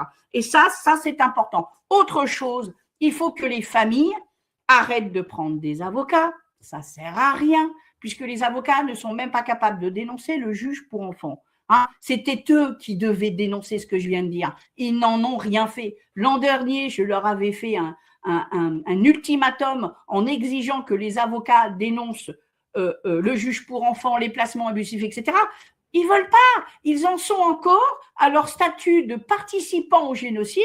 Ils veulent leur AJ pour faire leur bas de laine. L'AJ, c'est l'aide juridictionnelle. Ils veulent l'argent que les parents donnent en se saignant à donf. Ils s'en foutent, ils ne font même pas le travail qu'ils devraient faire, ils ne font même pas des inscriptions de faux. L'inscription de faux, c'est quand même juste faire le ménage dans le dossier, en enlevant les faux et en gardant que les vrais. Donc, quand un avocat en est arrivé à un tel stade d'immoralité et osait réclamer des 2 000, 3 000, 5 000 euros, mais c'est une honte absolue. Donc, qu'ils arrêtent de prendre des avocats, qu'ils apprennent par cœur quelques articles, qu'ils fassent quelques inscriptions de faux, qu'ils fassent un blog, qu'ils fassent des manifestations, qu'ils fassent connaître au public la situation d'une problématique locale, parce que la solution, elle est locale. Plus tu montes, plus c'est pourri. D'accord? Et ensuite, il faut faire une plainte à la CPI. Pourquoi? Parce que quand la CPI, la Cour pénale internationale, a été créée, la France est l'un des pays créateurs de cette Cour. Et quand vous allez déposer un mémoire à la Cour pénale par rapport à la France, notamment en accusant des fonctionnaires français de génocide, eh bien, que dit la Cour pénale? Elle dit c'est à la France de se débrouiller. Le système judiciaire français doit gérer l'accusation de génocide contre des fonctionnaires. Sauf que l'administration judiciaire, elle est complètement impliquée dans le vol des enfants. Donc, elle ne peut pas être juge et partie. Donc, exit procureurs généraux et autres, la France ne peut pas, s'est mise dans une position où elle est incapable de gérer ces accusations de génocide, donc ça doit remonter à la Cour pénale internationale, et au jour d'aujourd'hui, seule la Cour pénale internationale peut juger d'accusations de génocide. Le génocide, qu'est-ce que c'est? C'est pour une population déterminée, donc français de souche, catholique, dom-tom, catholique, d'accord? Atteinte à l'intégrité physique et psychique, soumission visant à détruire le groupe, transfert forcé d'enfants, donc quasiment dans tous les dossiers, on en a déjà 3, et il n'y a pas besoin de les cumuler. Hein. Ensuite, il y a meurtre et entrave aux naissances. Il y a plein de femmes qui ont renoncé à avoir plus d'enfants parce qu'on leur avait pris les premiers. Donc, on a quasiment 4 sur les 5 critères qui n'ont pas besoin d'être cumulatifs. Il faut faire des plaintes à la CPI, le faire savoir. Et quand on sera des milliers à faire ça, au niveau international, ils seront bien obligés de prendre en compte. Et d'ailleurs, à l'international, ils savent la situation qu'il y a en France. Et c'est pour ça que 54 départements se sont déclarés en faillite. Parce qu'au niveau international, les juristes, les puissances, les pouvoirs internationaux, ils ont compris ce qui se passait en France. Ça fait un moment qu'ils ont compris. Et donc, ils sont en train de tomber, mais il faut les aider à tomber. Si on attend qu'ils tombent, la preuve, c'est que depuis le Covid, mais il y a plein de fonctionnaires qui sont repartis comme d'habitude. Tout va très bien. Le Covid n'a pas existé. Mais bien sûr que si, le Covid, c'est très grave ce qui s'est passé. Toute la soumission de ces fonctionnaires, comment les policiers et les gendarmes ne se sont pas dit, mais nous, on va refuser de se faire piquer, parce que comme ça permettra à la population de se protéger d'autant plus facilement que si nous, on refuse, eux, ils auront le droit de refuser. Mais non, ils ne se sont pas mis en bouclier à la population française. On a 25% de morts de plus qu'avant le Covid parce que ces gens qui prétendent servir la France n'ont pas été capables de se réunir en disant « nous allons servir de bouclier, nous, on est des fonctionnaires, on a un statut, on a un titre, on a des valeurs, on ne veut pas se faire piquer, comme ça la population sera protégée. » Mais pas du tout. Ils sont tellement des excités de l'urgence. Ils sont des gens qui ont des syndromes du sauveur. Ah, il faut que j'ai sauvé quelqu'un dans la journée parce que sinon, mais non, mais oh, sauve ton âme déjà d'abord parce que je crois qu'il y a déjà du taf. Hein. Donc, il faut que chacun se dise, mais qu'est-ce qu'on m'a fait faire? Et on est tous imbriqués là-dedans. Donc, qu'est-ce qu'on m'a fait faire qui est contre ma morale, contre mon cœur, contre mon âme, hein, parce que le but de la vie, il paraît que c'est quand même de sauver son âme. Hein. Alors, il y en a qui n'ont pas dû bien comprendre le truc. Hein. Donc, se poser ces questions-là, se dire, bon, ben, on m'a fait faire ça, ok, bon, ben, écoute, je sors de la fonction, hein, et en tant que civil, ben, écoute, je suis désolée, on m'a dit de voler ton enfant parce que j'ai cru que l'ASE avait dit vrai, mais l'ASE, elle raconte n'importe quoi, c'est des faux en écriture mais d'une horreur absolue, hein, d'une horreur absolue. Hein. Ils osent mettre en avant des faits qui n'existent pas en droit. On ne peut pas nous reprocher ce dont on accuse. Hein. C'est des trucs de malade. Donc, et puis, ben, en faisant ça, qu'est-ce que ça va donner? Ben, moi, je vais te dire ce que ça va donner. Les enfants, ils vont voir que, putain, ce policier-là, il est venu dire à ma mère, écoute, je suis désolé. Ah, mais l'enfant aura enfin un exemple à se mettre sous la dent. Quand un gendarme va faire ça, le gamin, il va se dire, tiens, voilà, c'est quelqu'un de bien parce qu'il reconnaît qu'on lui a fait faire n'importe quoi, bordel de merde. Il reconnaît qu'il a fait n'importe quoi parce que sur le moment, voilà, mais maintenant, il a la capacité de reconnaître. Et ça, c'est génial. Ça, c'est un exemple. On ne peut pas élever un enfant si on ne lui donne pas l'exemple. C'est pas possible. Pour en faire des adultes, qui vont pouvoir se raccrocher. Les gamins au jour d'aujourd'hui, ils se raccrochent sur qui? Eh ben, les parents, les grands-parents, toute la famille, là, ils se sont tous effondrés. Les enfants, on leur a mis un masque, on a voulu les piquer. Ils sont dans des familles, il y a un tel qui est mort, un tel qui est mort, c'est un truc de dingue, c'est une guerre sans bombe. C'est une guerre sans bombe, un petit peu comme le passage dans Octobre Rouge, hein. C'est une guerre sans bombe, c'est des morts sans monument, voilà. Voilà ce qu'on vit, c'est une guerre où les Français la subissent, mais ils la font pas. Alors, puisqu'on ne peut pas la faire a priori avec les armes, il va falloir la faire autrement. Eh bien, en se reprenant personnellement, en se disant, maintenant je vais. Effectivement, il y a eu avant, maintenant il y a après. Parce que si on ne le fait pas, mais on est foutu. Et là, cette fois-ci, c'est à cause de nous. C'est pas à cause des étrangers, c'est pas à cause de la fonction publique, c'est pas à cause de ce que tu veux, qui tu veux, où tu veux. C'est à cause de chacun d'entre nous. Parce que ça suffit. Ça suffit. Et d'ailleurs, c'est pareil pour les agriculteurs. Les agriculteurs, ils ont été placés dans une situation où ils ont été complètement divisés. Quand il y en a un dans le village qui meurt, tous les autres, ils foncent pour récupérer ses terres. Mais il y a un moment, il faut arrêter, parce que de toute manière, plus vous avez de terres, plus vous avez de frais. Plus vous avez de frais, moins vous avez de bénéfices. Donc, de toute manière, récupérer les terres de l'autre, ça ne va pas vous rendre plus riche. Donc, il y a un moment où il faut se poser les bonnes bases. Ce système, tel qu'il est fait, il vise à ce qu'on finisse par s'entretuer nous-mêmes, à se mourir nous-mêmes et à ne pas être capable de reconnaître nos fautes. Et bien ça, c'est très grave. Donc maintenant, c'est ça. C'est comme ça qu'on va commencer. Parce que les partis politiques, mais même l'Église, moi j'ai été voir l'archevêque de Rennes, je ne sais plus comment il s'appelle, à mon avis, il ne va pas venir sans me le reprocher, et j'ai été lui expliquer ce qui se passait sur les vols d'enfants. Il m'a dit au bout d'une demi-heure, qu'est-ce que vous voulez que je fasse? Moi, je lui dis que la majeure partie des enfants placés sont catholiques, qu'ils soient français de souche, dom-tom, africains, noirs ou arabes catholiques. Il en avait rien à foutre. Il m'a dit, qu'est-ce que vous voulez que je fasse? J'ai une question pour toi, Hélène. Oui. Donc, tu reprennes ta respiration. Oui. David Milro qui nous dit: quelqu'un a-t-il réussi à démontrer au tribunal l'illégalité des juges? Ça ferait jurisprudence. Et il disait que même Philippe Fortabalabattu n'avait pas réussi. Alors, comment on fait? Il a réussi. Il a réussi. Tu vois, c'est ça le problème, c'est que je finis pas mon truc et donc on commence un tas de sujets et on n'en finit aucun. L'article 5 du statut de la magistrature qui dit que le procureur dépend du ministre de la Justice, donc pas de séparation des pouvoirs, pas de constitution applicable, les fonctionnaires n'ont pas de titre. Fortabalabattu sur ce sujet-là, a priori, il a été jusqu'au bout. Il a été le 24 mars 2016 devant le tribunal de Pau défendre un citoyen qui était accusé d'antisémitisme. Aïe, ça chatouille, ça chatouille. Et il a utilisé l'article 5.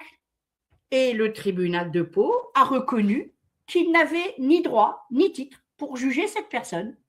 Et quand vous écrivez au tribunal de Pau pour avoir la décision, eh bien, vous ne pouvez pas l'avoir, puisque le tribunal n'avait pas le droit de titre pour le juger. Il n'a pas le droit et le titre pour écrire la décision. Mais il ne reste qu'une seule trace de ça, c'est un article de presse qui dit que effectivement le tribunal n'a pas jugé la personne. Point. C'est fini. La jurisprudence, c'est l'article de presse qui constate que il faudrait un psychiatre pour le client et aussi un psychiatre pour l'avocat. Parce que le journaliste, bien évidemment, il était là pour salir et servir le tribunal. Mais le tribunal, il est coincé. Nous avons une jurisprudence, c'est le tribunal de Pau, le 24 mars 2016, qui reconnaît ne pas avoir ni de droit ni de titre pour condamner quelqu'un pour antisémitisme. Et tu sais combien ça les chatouille. Alors, ça les chatouille de manière illégale. Hein. L'antisémitisme n'existe pas, parce que ça voudrait dire que la France est complètement raciste. On n'est pas raciste. On condamne des gens qui sont coupables. On les accuse de quelque chose qu'ils ont fait et non pas parce qu'ils sont ce qu'ils sont. Ça, c'est le droit français. Point barre. Ça suffit, il y en a marre. Et si on accepte la notion d'antisémitisme, eh bien là, on tombe dans leur système où leur système est de juger les gens par rapport à ce qu'ils sont et non pas par rapport à ce qu'ils ont fait. Donc, si on veut respecter le droit français, on condamne des coupables, point barre. Le reste, on n'en a rien à carrer. on condamne des coupables. Et d'ailleurs, Zola l'avait dit, c'est une honte de se cacher derrière l'antisémitisme pour protéger, etc., etc. Voilà. Et bien la solution, elle est très simple. Nous, le droit français condamne des gens coupables et accusés et coupables. Il ne condamne pas des juifs. On s'en fout qu'ils soient juifs, catholiques, protestants. On s'en fout. Nous, dans le droit français, puisqu'il y a eu la séparation en 1905, donc ça reconfirme la puissance du droit français par rapport à l'Église. Donc on ne juge pas les gens par rapport à ce qu'ils sont, on juge par rapport à ce qu'ils ont fait, parce que c'est ça qui compte. Et c'est ça, il faut continuer à défendre le droit français en disant que nous, on n'en a rien à foutre de leur loi Yodam, je ne sais pas quoi, là, Yadan, je ne sais pas quoi. Cette loi, c'est pareil, elle n'a aucune valeur parce qu'en France, comme dans tous les pays du monde, tous les hommes naissent et demeurent libres et égaux en droit. En droit. Oui, mais en droit. Encore une fois, Hélène, justement, ça tombe bien, j'ai fait un post aujourd'hui là-dessus, sur tout ça. Oui. C'est que tout est illégal et illégitime. Donc, quand on nous parle de serment d'Hippocrate ou d'Hypocrite, de constitution, de déclaration des droits de l'homme, déjà pour la plupart, ce sont des textes maçonniques, à part peut-être pour le serment d'Hippocrate. Mais il faut bien comprendre une chose, c'est que les premiers à faire ces lois sont les premiers à les trahir en premier. Donc, c'est l'inexemplarité d'office. Et donc, forcément… Non, c'est beaucoup plus sournois que ça. N'oublie pas que les francs-maçons, en 1789, etc., quand ils ont fait la Déclaration des droits de l'homme, ils ont été baignés dans le droit français qui était monarchique, dont Napoléon a fait une synthèse dans le Code civil et le Code pénal. C'est-à-dire qu'il a rendu la chose plus facile à comprendre, il l'a épuré, mais il n'en a pas fait perdre l'esprit. Mais le droit français, tous ces francs-maçons, comme tu dis, qui ont fait la Déclaration des droits de l'homme, si tu veux, ils étaient baignés dans cette histoire, dans ce droit, et ils n'ont fait que faire, ils n'ont rien fait d'extraordinaire. D'ailleurs, c'est pour ça que Louis XVI l'a signé. Elle n'était pas contraire au roi. Il l'a signé parce que c'était du bon sens. La Déclaration des droits de l'homme, c'est du bon sens. On s'en fout qu'elle ait été signée par les Francs-Macs, parce qu'à l'époque, ces Francs-Macs avaient été baignés dans la monarchie, dans le bon sens, dans la logique, et que même nos ennemis ne sont pas parvenus à les faire biaiser, à les faire tourner. Et Napoléon, tout franc-maçon qu'il était, il a baisé la gueule à tous ces francs-maçons, puisque, in fine, en 1816, il a modifié l'article 1 et il a remis toutes les lois devront être signées par le roi, parce qu'il avait compris ce que subissait la monarchie française depuis des siècles, qui était justement l'attaque faite par les sionistes sur toutes les monarchies du monde. Toutes les monarchies du monde ont soit validé les sionistes et tous ceux qui les attaquent du même genre, soit ont combattu ces gens. La monarchie française, elle ne s'est pas soumise à ces gens. Et c'est pour ça qu'ils ont assassiné les trois successeurs de Louis XIV entre 1710 et 1715. Et ensuite, ils ont assassiné le roi Louis XIV, le 1er septembre 1715. Ensuite, le seul qui restait, c'était le petit et futur Louis Tout XV. ça pour dire quoi? Parce qu'on sort du sujet. Pour dire que la France s'est toujours battue contre les Juifs globalement, parce qu'ils savaient que leur mentalité n'était pas correcte. Et donc, oui, mais par rapport… Alors, tu peux m'expliquer le rapport avec les passements abusifs? Parce que là, je ne vois plus. On s'est totalement écarté du sujet. Non, là, on est sur… Tu es parti sur les francs-maçons qui ont fait la Déclaration des droits de l'homme. Moi, je te dis que la Déclaration des droits de l'homme, c'est du bon sens. Oui, non, mais… Eh bien, pour les placements, c'est pareil. C'est pareil. Ils attaquent l'Église, ils ont attaqué l'Église et depuis la 1789. Donc, tu considères que le principe de l'ASE, c'est messianique, c'est aussi… C'est du génocide sur les enfants. Très bien. Ou les salir par les viols. Contre un génocide, hormis informer et se réveiller, mais après, il faut que les gens se réveillent eux-mêmes. On ne peut pas le faire à leur place. Sauver les gens malgré eux, c'est pas possible. C'est pas possible. Il faut que si les gens disent qu'il faut sauver la France, qu'ils commencent à se sauver eux-mêmes. Voilà.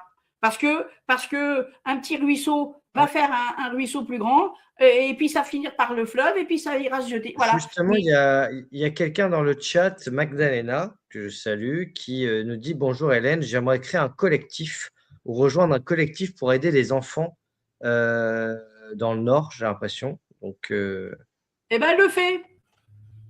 mais Elle le fait. d'accord, oui, mais est-ce que tu peux laisser ton adresse mail? Peut-être qu'elle veut te contacter ou quelque chose comme Oui, ça. ben bien sûr, bien sûr, bien sûr, il n'y a pas de lézard. Alors, Surtout que le c'est comment ton département du mail? Nord, le département du Nord, en 2016, avouait avoir 12 000 enfants, c'est-à-dire 2 fois plus que la majeure partie des autres départements. 2 ou plus. 2 ou 3 fois plus qu'un grand nombre des autres départements. Donc, on voit bien que je n'ose imaginer le nombre qu'il y en a actuellement. Je n'ose imaginer. Donc, par rapport à tous nos adversaires. Peux-tu me redonner ton adresse mail? Parce que le temps que je recherche, Oui, c'est h.lombard, oui, h.lombard, oui, Lombard, 732, oui, @gmail.com. très bien. Comme ça, pour ceux qui Voilà. veulent te contacter, voilà, Oui, vous oui, oui, avez oui. hop là, comme ça, c'est simple. Encore une fois, c'est l'exemple. Voilà, l'exemple. Il faut que chacun revienne à la base. Dieu, il n'a pas demandé aux gens de faire la révolution tout seul. Il a dit maintenant, il faut que chacun se prenne en main, que chacun agisse dans ce qu'il peut, mais il faut qu'ils le fassent et qu'ils arrêtent d'être sur leur satané téléphone, parce que le téléphone, c'est le moyen de capter et de détruire les cerveaux des gens. Donc, vous laissez votre téléphone là où il est, vous prenez un cahier et vous allez faire les rues, et puis vous mettez dans votre sac à dos de quoi manger, des sandwichs. On le voit sur le net de gens qui, aux États-Unis, ont 500 balles. Bon, parce qu'ils ont 500, tant mieux. Mais vous avez qu'à faire des sandwichs et vous allez les donner aux SDF français qui sont à la rue. Vous allez entrer en confiance avec eux, apporter de l'aide, du soutien. Et ben ça, c'est génial. Au moins, ces jeunes-là, et moins jeunes, et ben, bon sang, on leur offrira une possibilité, une aide. Et quand on dira aux gens, attends, nous, citoyens, on fait mieux que vous, tout comme l'école à la maison, on fait beaucoup mieux que l'école, et ben, c'est pour ça aussi que ça les Là, dérange. le gouvernement a trouvé une nouvelle parade avec le prix du carburant. Là, il va tous nous assigner à résidence d'office puisqu'on ne pourra même plus mettre du gasoil. Là, il y a un truc, par exemple, qui m'est arrivé hier. Je suis allé prendre à Total parce que c'est le seul endroit où ils ont bloqué les prix à 1,99 pour le sans-plomb. C'est comme ça. Et le gérant me disait d'un air désolé, parce que le diesel, je crois qu'il est à 2,25 dans ma commune à Total, et ils vont le baisser à partir de demain à 2,09. Donc, ils vont le baisser de 15 centimes pour dire, voyez, on fait un effort, etc. Mais au final, on se fait avoir depuis longtemps parce que le gasoil a été en dessous d'1 euro, peut-être il y a au moins 15 ans de cela. Et durant le Covid, comme plus personne ne pouvait sortir à part les premiers de cordée, c'était à 1,10 € ou 1,20 €. Donc, c'était 2 à 3 fois moins cher suivant les endroits. Donc, on voit bien, c'est toujours le sentiment. On connaît le principe du sentiment d'insécurité, comme dirait Dupond-Moretti, mais il y a aussi le sentiment d'économie, ou le sentiment de faire des économies alors qu'on se fait toujours en papaouter. Et c'est pareil pour la protection de l'enfance. Puis il y a toujours le sentiment de vouloir protéger l'enfant de ses bourreaux, mais en le mettant avec peut-être des bourreaux encore pires. Et on voit que les juges pour enfants, il y avait notamment une dame qui s'appelait Laurence, je ne sais plus quoi, et qui disait, Laurence Bégon. Laurence Bégon, merci, qui disait le but c'est que l'enfant soit séparé des parents, le but c'est pas qu'il revienne dans sa famille. Donc ils le disent, même en conférence, etc. Donc il n'y a pas de complotisme.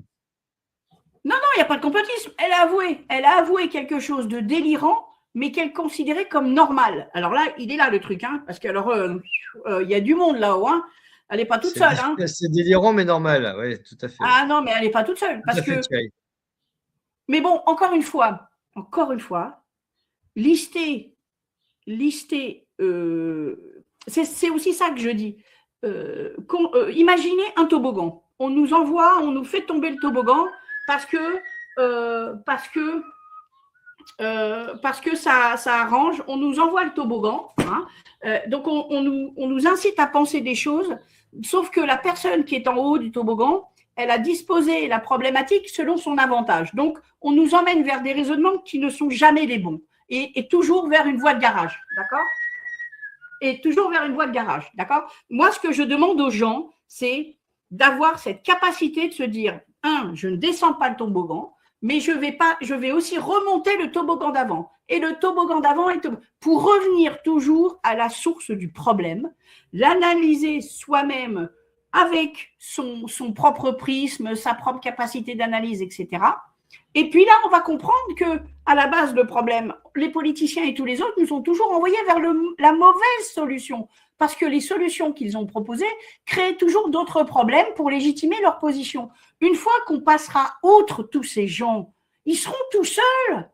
Et nous, on va pouvoir sortir du marasme dans lequel ils nous ont mis et récupérer notre confiance, récupérer notre souveraineté, parce que la souveraineté, c'est pas de demander à l'autre à faire ce qu'on doit faire, c'est le faire soi-même. C'est ça la souveraineté. Toi, tu me dis, on pourra plus circuler. Je suis désolée de te le dire, mais moi, j'ai fait le Tour de France en stop, je l'ai fait toute seule. Hein. Alors, c'est vrai que s'il n'y a plus personne qui roule, il n'y a pas grand monde qui va me prendre. On est d'accord. Bon, on finira bien par en trouver quand même. Et puis, je te rappelle qu'au Moyen-Âge, et même avant, les gens, ils faisaient 500 km tout seuls à pied. Si c'était à pied, mais ils le faisaient. Et ben voilà, il faut arrêter de se dire que l'autre a la capacité de coincer ta propre vie sous prétexte qu'il va déplacer un petit curseur.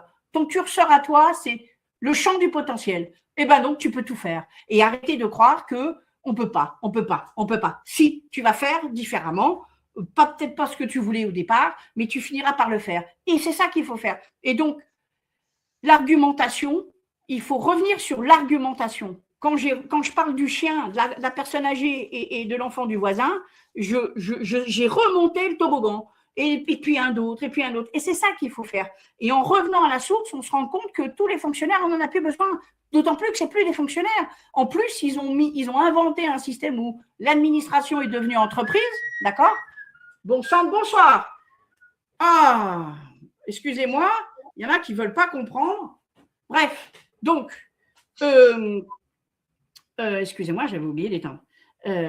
Donc, il faut revenir sur et puis, trouver ça drôle. Quand nous avons des fonctionnaires qui nous disent « oui, mais il y a ci, oui, mais il y a ça », il faut trouver dans sa dialectique ce qui ne va pas. Mettez-le en avant, grossissez-le pour lui montrer qu'il dit n'importe quoi.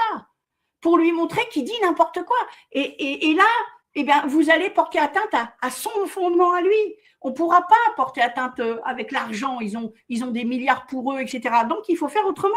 Nous avons le langage, nous avons la connaissance de le bon sens et l'honnêteté. Avec ça, on y arrive. On y arrive. Moi, quand on m'a pris mon fils et que je l'ai revu 3 ans et 2 mois plus tard, hein, il avait 3 ans et 2 mois plus tard, donc je l'ai revu, il avait 6 ans. Eh bien, les sociaux, ils m'ont dit, mais vous n'avez pas le droit de prendre votre fils sur les genoux, etc. Moi, je leur ai dit, écoutez, tu mets ça par écrit, puis je vais distribuer 1000 tracts autour. Tout le monde va savoir ce que vous faites. C'était réglé. Et je n'avais pas peur de perdre les visites, parce qu'il faut arrêter d'avoir peur. On est face à du génocide. Ça ne sert à rien d'avoir peur. On est tous listés pour y passer. Donc, autant y passer les armes à la main que d'attendre que ça arrive. Donc, moi, mais les sociaux, à ce moment-là, ils ont compris. Bon, ben, celle-là, on ne va pas la baratiner longtemps, ça ne marche pas. Je ne me suis pas sentie en insécurité, je ne me suis pas sentie attaquée, je me suis sentie amusée. Et je leur ai rétorqué comme ça en disant « mais moi, ma vie, tu ne m'auras pas.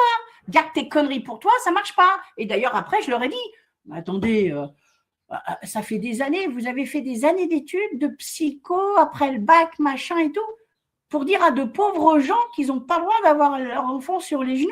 Mais vous ne vous respectez pas beaucoup. Hein, je leur ai dit ça. Mon fils, à 6 ans, il rigolait à côté. Ils ont arrêté. Les 8 heures que j'ai eues après, ils n'ont plus jamais rien dit. Et ne comparez pas, et là-dessus, il faut que je le dise, j'en ai marre. J'en ai marre que des parents me disent « oui, mais ta méthode, elle n'est pas bonne puisque tu n'as pas récupéré ton enfant. » Ça m'énerve. Ces parents ne se sont jamais battus avant d'être touchés par le… Moi, je me battais déjà avant. Donc, qu'ils arrêtent à la limite, je vais faire un peu d'orgueil, mais arrêtez de vous comparer à moi. Ça serait peut-être bien que vous commenciez à vous battre pour l'intérêt général, pour commencer à vous comparer à moi. Moi, ils n'avaient pas l'intention de me le rendre. Vous, ils peuvent les rendre. Moi, j'ai Karine Trapp, elle a fait une grève de la faim, elle a fait une grève de la soif, elle a récupéré son fils. D'accord? J'en ai une autre avec un BEP qui ne savait pas quoi faire. Je lui ai dit, écoute, il n'y a pas de solution. La seule solution, c'est d'elle. Elle a fait une grève, elle a fait des manifs. 1 an plus tard, elle a récupéré ses enfants. Elle n'avait aucun moyen. Elle a juste eu les tripes, l'amour pour ses enfants. Elle a dit, ça suffit, je ne vais pas laisser mes enfants dans les mains de ces criminels. Et elle a récupéré ses enfants. D'accord? Donc, ça suffit de tout verbaliser, mental, machin. Non, vous faites ou vous ne faites pas. C'est clair. C'est clair. Et si vous ne faites pas, vous venez pas. C'est clair comme de l'eau de roche. Hein? Tout à fait. Eh bien, écoute, Hélène. Attends, mais je n'ai pas dit le quart du tiers, moi. Oui, je sais bien, mais comment dire? Donc, moi, ce que je voulais vous dire aussi, c'est donc beaucoup de sociaux, il y a aussi cette transversale-là. Donc, les victimes, c'est des familles catholiques, françaises, donc papa-maman, le schéma papa-maman-enfant, et on est attaqué par des gens qui sont pour le wokisme, qui n'aiment pas les enfants, qui n'aiment pas Dieu du tout, qui n'ont pas d'enfants pour la majeure partie d'entre eux. Donc, on est attaqué, globalement, c'est des familles plutôt de type de droite qui sont attaquées par des gens de gauche. Et donc, pour cerner ces gens de gauche, il faut les attaquer dans la définition des mots. Quand ils disent un mot, le meilleur moyen de les coincer, c'est de leur dire, mais ce mot-là, c'est quoi ta définition? Alors, là, ils te donnent leur définition. Là, tu leur dis, ça tombe bien, c'est la même que la mienne. Donc, en fait, on pense, toi et moi, de la même manière. On pense, toi et moi, de la même manière. C'est comme ça que j'ai coincé des petits jeunes à Rennes. Quand je faisais une manif, ils n'étaient pas contents parce que je disais aux gens, surtout n'adoptez pas nos enfants parce que comme ils ont été violés, les magistrats vont vous accuser de les avoir violés après les avoir adoptés. Donc, et ces gens-là, ils n'étaient pas contents. Ils n'étaient pas contents. Et bien moi, je lui ai dit, écoute, il n'y a pas de problème. C'est quoi ta définition de ça, de ça, de ça? Il m'a donné sa définition. Je lui ai dit, ça tombe bien, on a les mêmes. Donc, il n'y a pas de problème. On pense la même chose. Eh bien, il ne savait plus quoi dire. C'est comme ces gauchos-là, ces antifas, qui ne sont pas foutus de définir ce qu'ils sont et contre quoi ils sont. Mais c'est un truc de fou. Alors, eux, ils sont tellement fous qu'ils ne savent même pas définir. Alors là, j'avoue que mon argument, il est un peu perdu. Mais c'est pour ça qu'il faut montrer le ridicule de ces gens.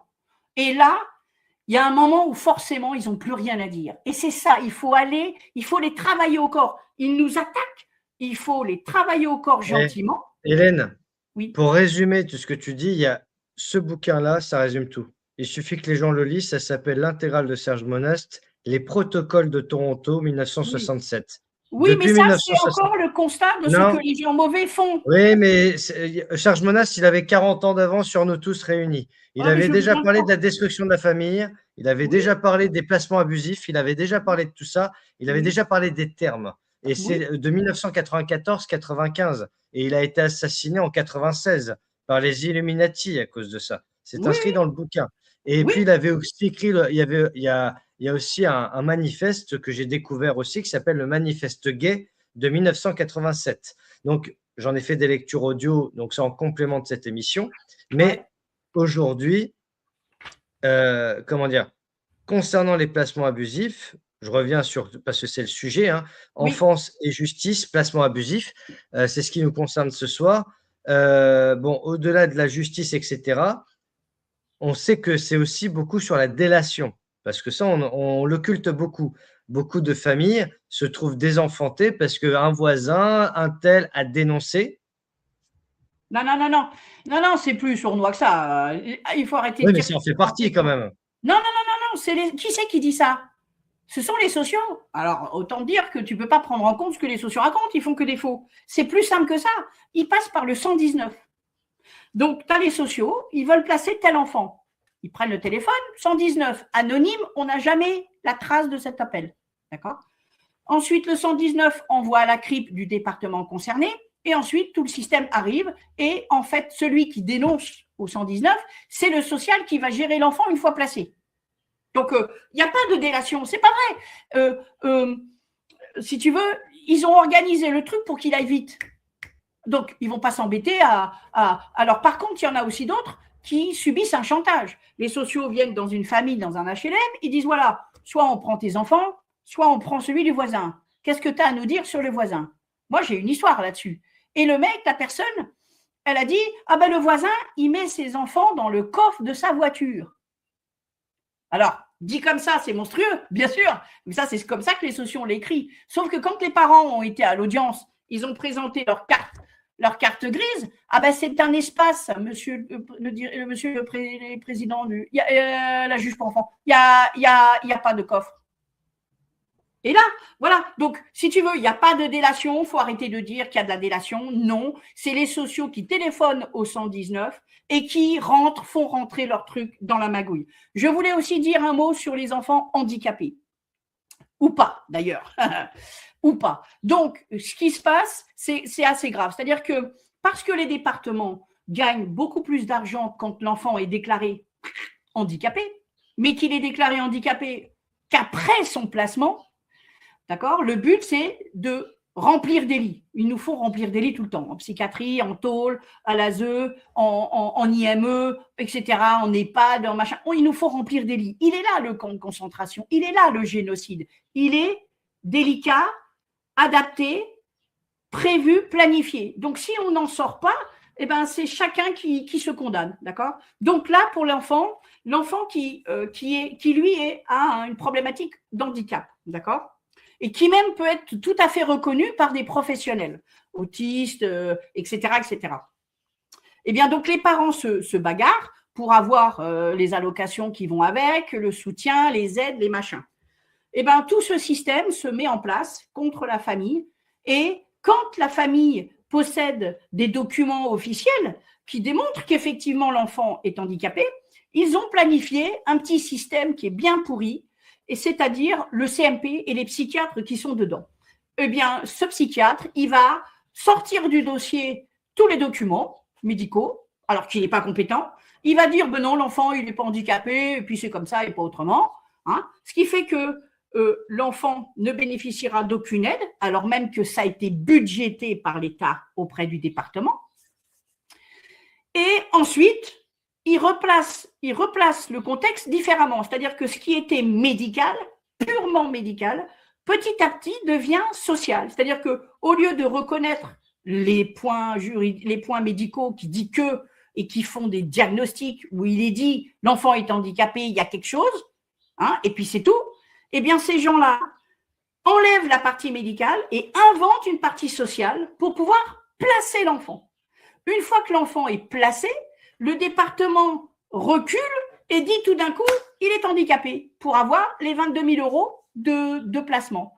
Et c'est monstrueux. C'est monstrueux. Et une fois qu'il est en placement, je ne vous raconte pas, il est utilisé, il est cachetonné, on le cachetonne, on lui donne des drogues extrêmement puissantes en général qui sont destinées à des adultes, dans des doses d'adultes, et l'enfant est complètement massacré. Donc, et là, j'ai découvert il y a peu grâce à une maman, qu'en plus, le psychiatre qu'elle avait vu, il n'avait pas le statut de psychiatre. C'était un médecin étranger qui est venu en France avec un statut de médecin, mais pas de psychiatre. Et donc, le truc en parallèle, le truc c'est quoi? C'est que la MDPH, le département embauche ces gens-là, les embauche sans droit ni titre pour être psychiatre pendant un certain nombre d'années. Et pendant ces années-là, ils vont casser les dossiers, ils sont payés que pour ça. Et une fois qu'ils ont bien servi la cause d'un système mafieux et criminel, par décret, on leur donne le statut de psychiatre, sans diplôme, sans examen, sans rien du tout, juste avec parce qu'ils ont vu une commission de je sais pas quoi, voilà, et ils deviennent officiellement psychiatres. Mais ils ne sont toujours pas pédopsychiatres. Vous vous rendez compte du délire? Donc, ce système, il est pourri, mais il y a encore cela, le psychiatre détruit le dossier, construit patiemment par la famille, hein, quand l'enfant est handicapé, et quand l'enfant n'est pas handicapé, eh ben, c'est encore pire dans une certaine mesure, parce que l'enfant, lui, va se prendre quand même des cachetons qui correspondent à un handicap qu'il n'a jamais eu, et ça, moi, je l'ai vu à Aire-sur-Adour, je l'ai vu à Arras, ils ont cachetonné pendant des années des enfants, ils les ont mis dans des IME, alors qu'ils n'étaient pas handicapés. on les a privés de scolarité, etc. Il faut que les gens comprennent que quand Macron a dit on est en guerre, eh ben en réalité, il nous a dit la vérité. On est en guerre, sauf que la guerre, c'est l'administration qui n'a pas cessé de le faire sur le peuple français et qu'il y a un moment donné où il faut quand même se rendre compte de la situation parce qu'encore une fois, de toute manière, quoi que vous pensiez, que vous soyez dans le nord, dans l'est, dans le sud, que vous soyez pauvre ou riche, de toute manière, vous êtes ciblés par ces malades qui nous ont mis dans des dizaines de fichiers bien particuliers. On est RGPD là, on est super fichés de partout, d'accord? Ils savent tout sur tout et en plus, ils font des partages d'informations et de documents avec des gens qui n'ont jamais vu les personnes et qui s'autorisent à mettre des annotations dans des dossiers. Ils font des partages de documents et c'est annoté par des gens qui ne s'identifient pas, qui ne vous ont jamais ni vu ni rien du tout. Donc, c'est un truc de dingue, ça suffit, quoi. On a beau… Je rappelle, Hélène, au passage, que tu es entièrement responsable de tes propos. Hein. Ah, mais complètement. Qu'est-ce que tu veux qu'il me fasse maintenant, hein? Je m'en fous de toute manière, moi. Non, mais je le précise. J'aurais sauvé mon âme. J'aurais sauvé mon âme. Respire quand même, hein, parce que… Non, mais tu vois le truc quand même, c'est… Donc, maintenant, les gens, on leur a apporté toutes les preuves. Moi, j'ai toutes les preuves, d'accord? Les décisions de justice aberrantes, j'ai fait des papiers, mon site rendez-nous-nos-enfants.org n'est plus accessible, mais je vais me débrouiller, je vais me battre pour qu'il revienne accessible parce que malheureusement, il n'y a pas de traces sur le net qui puissent donner aux gens des informations et je vais essayer d'en faire un deuxième, mais comme c'est pas trop mon truc, c'est compliqué. Mais si tu veux, ça suffit. Maintenant, les gens, ils savent, le juge pour enfants est illégal, ça suffit pour tout éliminer. Tout éliminer. Tous les placements sont hors la loi. Et que les gens arrêtent de me dire, alors oui, mais s'il y a des parents qui sont vraiment incapables. Alcooliques, etc., qui tapent sur leur gosse, etc. On fait quoi alors? Eh bien, s'il n'y a personne dans la famille, si les deux parents sont coupables, s'il y a deux parents pédos, par exemple, on fait quoi? S'il y a deux Jack Lang dans la famille. Voilà, deux parents pédos, on les met en tôle le temps qu'ils fassent leur truc. Si dans la famille, il n'y a pas quelqu'un de bien qui sera surveillé par l'administration pour s'occuper des enfants, eh bien, on pourrait avoir 5-10 familles par département qui s'occuperont de ces cas rares. Le juge Huette a écrit le guide de la protection de l'enfance et dans ses livres, il a toujours dit que la maltraitance en France est rare. Or, eux, ils ont surmultiplié le problème par des faux en écriture en prétendant que la maltraitance était constante et importante, ce qui est faux. Et d'ailleurs, si vous allez dans votre village, vous regardez s'il y a une famille, vous trouvez la famille dont les enfants sont placés, vous allez les voir et vous allez leur dire la décision qu'on a fait contre toi, on l'a fait en mon nom, je veux savoir ce qu'on a écrit. Et quand vous allez lire ces décisions de justice, vous allez vous rendre compte qu'on a abusé de votre titre, du mandat que vous avez donné à l'administration et que donc vous avez le droit de dire stop. Vous avez le droit de dire stop. Et ça, c'est faux. Et quand vous allez vous rendre compte que ce truc-là sera fait sur vos petits-enfants si ce système continue et que vous ne l'aurez pas empêché maintenant, eh bien, il ne faudra pas vous plaindre. Il faut arrêter d'être égoïste. Si on veut s'en sortir, c'est ensemble. Et donc, il faut agir pour l'intérêt général. C'est tout. Et donner l'exemple aux jeunes et arrêter de croire que vous allez prendre des coups parce que vous faites des choses. Alors justement, je vais me permettre de répondre parce que j'ai un commentaire là de Blue Dead Shark. Ce que dit Hélène est factuel et prouve. Alors oui, elle est responsable et vous, Nicolas, vous devez dénoncer si vous êtes honnête. Alors déjà, je n'ai pas de leçon d'honnêteté à recevoir de quelqu'un qui a un pseudo et un chat à la place du museau, premièrement. Deuxièmement, si vous n'êtes pas content, vous pouvez quitter le chat, ce n'est pas un problème. Troisièmement, je vais faire un partage d'écran parce que j'aime pas l'hypocrisie non plus en général. J'ai fait un sondage justement, parce qu'il faut aussi remettre l'église au milieu du village et les gens qui prennent à part comme ça, j'aimerais qu'ils le fassent en vrai juste pour savoir s'ils ont des couilles en face. Je viens de faire un sondage tout à l'heure, il y a 2 heures. Les sujets soi-disant prioritaires pour les gens, que ce soit sur les médias alternatifs ou pas. 55% sur la protection de l'enfance sur 356 votes. comment ça se fait qu'il n'y a que 430 personnes ce soir? Il devrait y en avoir 3000, 4000. Quand il s'agit de parler de Trump, on est capable d'avoir 2500 personnes. Quand il s'agit de parler de l'Iran, de la Palestine, etc., on est capable d'avoir des centaines de personnes.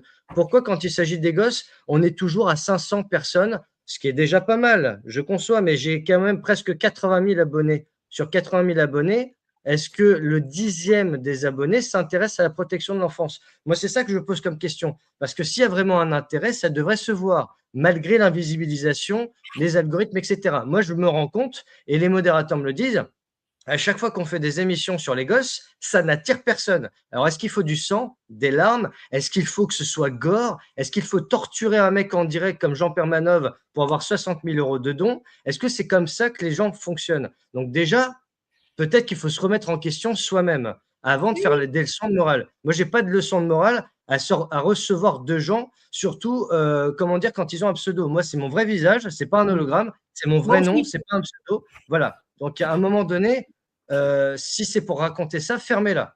C'est pas la peine de venir me la ramener après. Voilà. Eh ben, Parenthèse. mais complètement, complètement. Et puis, de toute manière, si ces gens n'aiment pas la vérité, eh ben, ils restent à la télévision et puis c'est tout. Hein. Ils Voilà, ont ça qu'à va, ça regarder va. BFM et TF1, et Exactement. puis ce sera très bien, il n'y a pas de souci. Moi, j'ai pas besoin de ces gens-là. Ces gens-là sont dans la matrice, qu'ils y Ex- restent. oui, Voilà, quand et ils la en République vivent. n'existera plus, bah, tant pis pour eux, quoi. Et en réalité, ces gens-là, je te parie 5 euros que ces gens-là travaillent à l'ASE, c'est-à-dire qu'ils cherchent à Non, mais le discréditer problème, c'est qu'en ce qu'on fait, prouve. la première des hypocrisies, c'est de prétendre vouloir faire quelque chose, mais d'attendre toujours que ce soit l'autre qui bouge. Moi, si j'avais dû attendre que Ben les oui, choses bougent, il n'y aurait jamais eu d'émission, j'aurais jamais écrit un seul exactement, bouquin et je serais resté dans ma grotte. Il n'y a pas de souci. exactement. J'aurais pu d'ailleurs. Franchement, il y en a qui pensent que je suis de l'opposition contrôlée, de mon cul sur la commode et de la table 700. Mais si j'étais resté à Lascaux, j'aurais eu, comment dire, financièrement, etc. J'étais dans le confort. Moi, je n'avais pas Mmh, besoin de faire des émissions pour m'en bien sûr, sortir. J'avais ce qu'il bien fallait. sûr. J'ai fait la démarche de faire des émissions. C'est parce que j'ai vu que le journalisme n'était plus du journalisme, que la propagande était partout et que Très c'était la bien, merde. Et je me suis dit, à un moment donné, faut peut-être se bouger le cul. Et puis, je me suis exact. bougé le cul. Je n'ai pas attendu de Pierre-Paul Jacques qui me donne 1 million d'euros de Bravo, subvention ou de faire semblant d'être un média indépendant et d'être subventionné par l'État. Parce qu'il y en a aussi. Moi, je n'ai pas besoin de ça. Mais bien par sûr. contre, on ne vienne pas me faire des leçons de morale sur ce qu'est l'honnêteté intellectuelle, l'intégrité ou quoi que ce soit. Sûrement pas. Ou alors qu'ils viennent me le dire en face. Et là, Ben je leur oui, répondrai comme je répondrai aussi. t'inquiète, t'inquiète. Non, non, mais voilà, c'est à un moment Alors donné, ça là, va, quoi. Les gens qui, oui, derrière leur ordi, viennent raconter de la merde. Par contre, c'est des péteux en face et ils regardent leurs chaussures. On connaît. Moi, je ne les vois pas, ces gens-là, dans la vraie vie, parce qu'ils n'existent pas. Ce sont mais peut-être non, des intelligences artificielles, qui sait. en plus, mais si tu veux, tous ces gens-là, ils ont pas d'âme. Encore une Là, fois, pendant on ce est là temps-là, pour sauver notre âme. pendant qu'on s'égosille et qu'on se fait la guéguerre, il y a des gosses qui sont en train de mourir. Là. Il y a peut-être des gosses qui se pendent. Il y a peut-être des gosses qui sont harcelés à l'école et qui sont martyrisés sur les réseaux sociaux parce que justement, eh bien, il y a des gens comme ça, il y a des cyberharceleurs, il y a des pédos là, qui sont en train d'observer sur Facebook ou quoi que ce soit s'il n'y a Exact. pas des petites gamines de 12 ans à aller voir. Donc, plutôt que de me faire des leçons d'honnêteté et de responsabilité, hein, je pense que je n'ai pas à prouver à qui que ce soit Ben après non, 530 émissions que je connais le sujet et que j'en parle. Mais par contre, vous occupez-vous justement de savoir s'il n'y a pas autour de vous des pédos en puissance, des enfants en danger, etc. bien sûr, Posez-leur des questions. Faites votre boulot de citoyen et de potentiel parent si vous l'êtes. Voilà. Je pense que exactement. déjà, ce sera le meilleur exemple à donner. Parce que ce n'est pas en attendant d'autrui que les choses bougent. Moi, si j'avais attendu, il n'y Ben a pas de non, sauveur. Il faut ben se non, sauver soi-même. Et si on ne donne pas exactement. l'exemple, ça ne suivra pas. C'est aussi simple que ça. Voilà. Exactement, exactement. Et je voudrais finir par un truc, c'est que il semblerait que l'ASE essaie de convaincre les jeunes garçons à s'engager dans l'armée. C'est-à-dire que l'administration a bien massacré les enfants dans leur enfance, hein, et la solution, ça serait de s'engager dans l'armée pour qu'ils finissent chair à canon en Roumanie ou en Ukraine, etc. Et là, il n'en est pas question, parce que malheureusement, beaucoup de ces jeunes ne comprennent pas le piège, puisqu'ils n'ont pas eu de parents pour leur apprendre à se méfier. Et donc, on leur promet un gros salaire, la sécurité de l'emploi, des avantages, la guerre dans un bureau. Sauf que le jour où on va les envoyer sur le champ de bataille et qu'ils vont se prendre des drones, qui vont leur envoyer des balles de 5 centimètres, là, ça va plus être pareil. Et là, pour le coup, tout ce qu'on leur a proposé et miroité, ils l'auront pas sur leur compte bancaire. Donc, ces jeunes, d'ailleurs, s'ils s'engagent dans l'armée, ça prouve qu'ils ont été tellement mal éduqués par l'ASE, mal conseillés, qu'on ne les a pas appris à se méfier et à réfléchir aux pièges que la vie peut leur tendre. Et donc, c'est la preuve de l'échec. Donc, moi, je dis à l'armée française, si vous êtes réduit à embaucher des jeunes que vos collègues fonctionnaires ont massacrés à l'ASE, c'est que là, l'armée française ne vaut plus rien. Il n'est pas question d'embaucher des jeunes qui n'ont eu aucune valeur, on leur a tout massacré, on a détruit les familles, etc. Et l'armée française viendrait récupérer ces jeunes pour les envoyer au turbin. Pas question, ça suffit, là la connerie, ça va se faire. Et si jamais mon propre fils s'engage dans l'armée, je vous promets que ça va chier, ça va chier, ça va chier. Hein. Là, alors là, il y en a qui m'ont dit que j'avais abandonné mon gamin. Bon, bien évidemment, c'est faux, encore une fois, c'est des minables. Mais il y a des limites à l'intérêt de la France. Il faut bien qu'ils fassent gaffe à leurs fesses parce qu'on ne touchera pas à mon gamin. Il n'est pas question qu'il s'engage dans l'armée. Je ne sais pas ce qu'il veut faire. Il veut le faire, tant mieux. Mais de l'armée, pas question.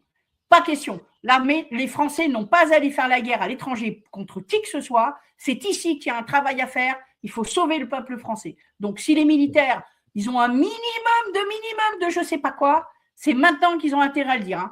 Il n'est pas question d'embaucher des jeunes qui ont été massacrés enfants par des collègues contre lesquels tous ces gens militaires, là, avec tous leurs armes, leur fonctionnement, leur machin, tout leur potentiel, ils ne sont pas foutus d'arrêter les milliers de pédos qu'il y a en France et ils veulent aller faire la guerre à l'Irak, à la Russie. Non mais, là, ça suffit. Ça suffit. Bon, ma chère Hélène, je pense qu'on va en finir là parce que ça a été chargé émotionnellement cette émission et dès lors qu'on parle de ces sujets, moi j'ai encore la semaine à finir parce que j'ai eu la bonne idée ou la mauvaise idée, je ne sais pas, de consacrer la semaine à la protection de l'enfance, mais je pense que il faut se mouiller, il faut donner de sa personne.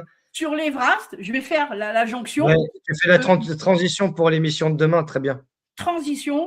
Il faut savoir qu'il y a 300% d'augmentation de plaintes parentales sur des agressions sexuelles faites entre enfants au primaire, suite à maintenant. Ah oui, c'était pas censé faire de la prévention contre les violences sexuelles. En fait, ça fait l'explosion. Bah oui, non, mais alors, j'en parle, j'amorce un peu, mais j'en ai déjà parlé avec Marion Sigaud. D'ailleurs, pour moi, une des références, c'est Sexologie et mensonges. Parce que justement, on en parlera avec mes invités demain.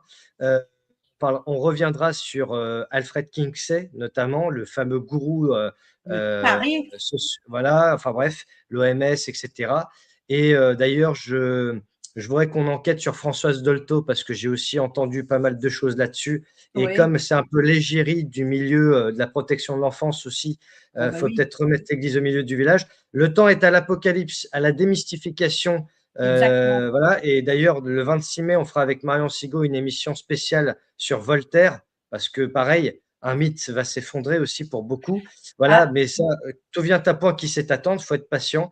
Ça se travaille, ça s'organise, ça se prouve.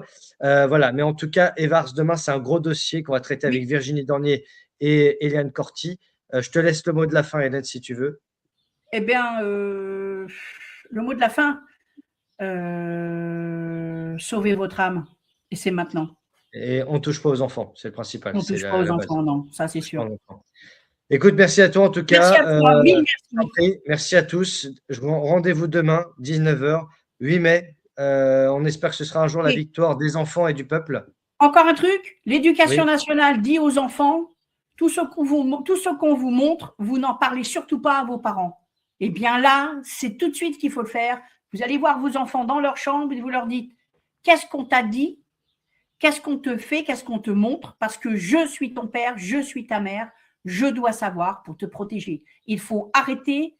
Les enfants doivent parler à leurs parents de ce qu'on leur montre parce que les petites filles aujourd'hui, dès la primaire, c'est-à-dire dès 3 ans, les petites filles, elles vont plus aux toilettes à l'école parce qu'elles se font agresser par des petits garçons. C'est la réalité quotidienne de ce qui se passe en France. Merci Hélène. Bonne soirée à tous et à demain 19h.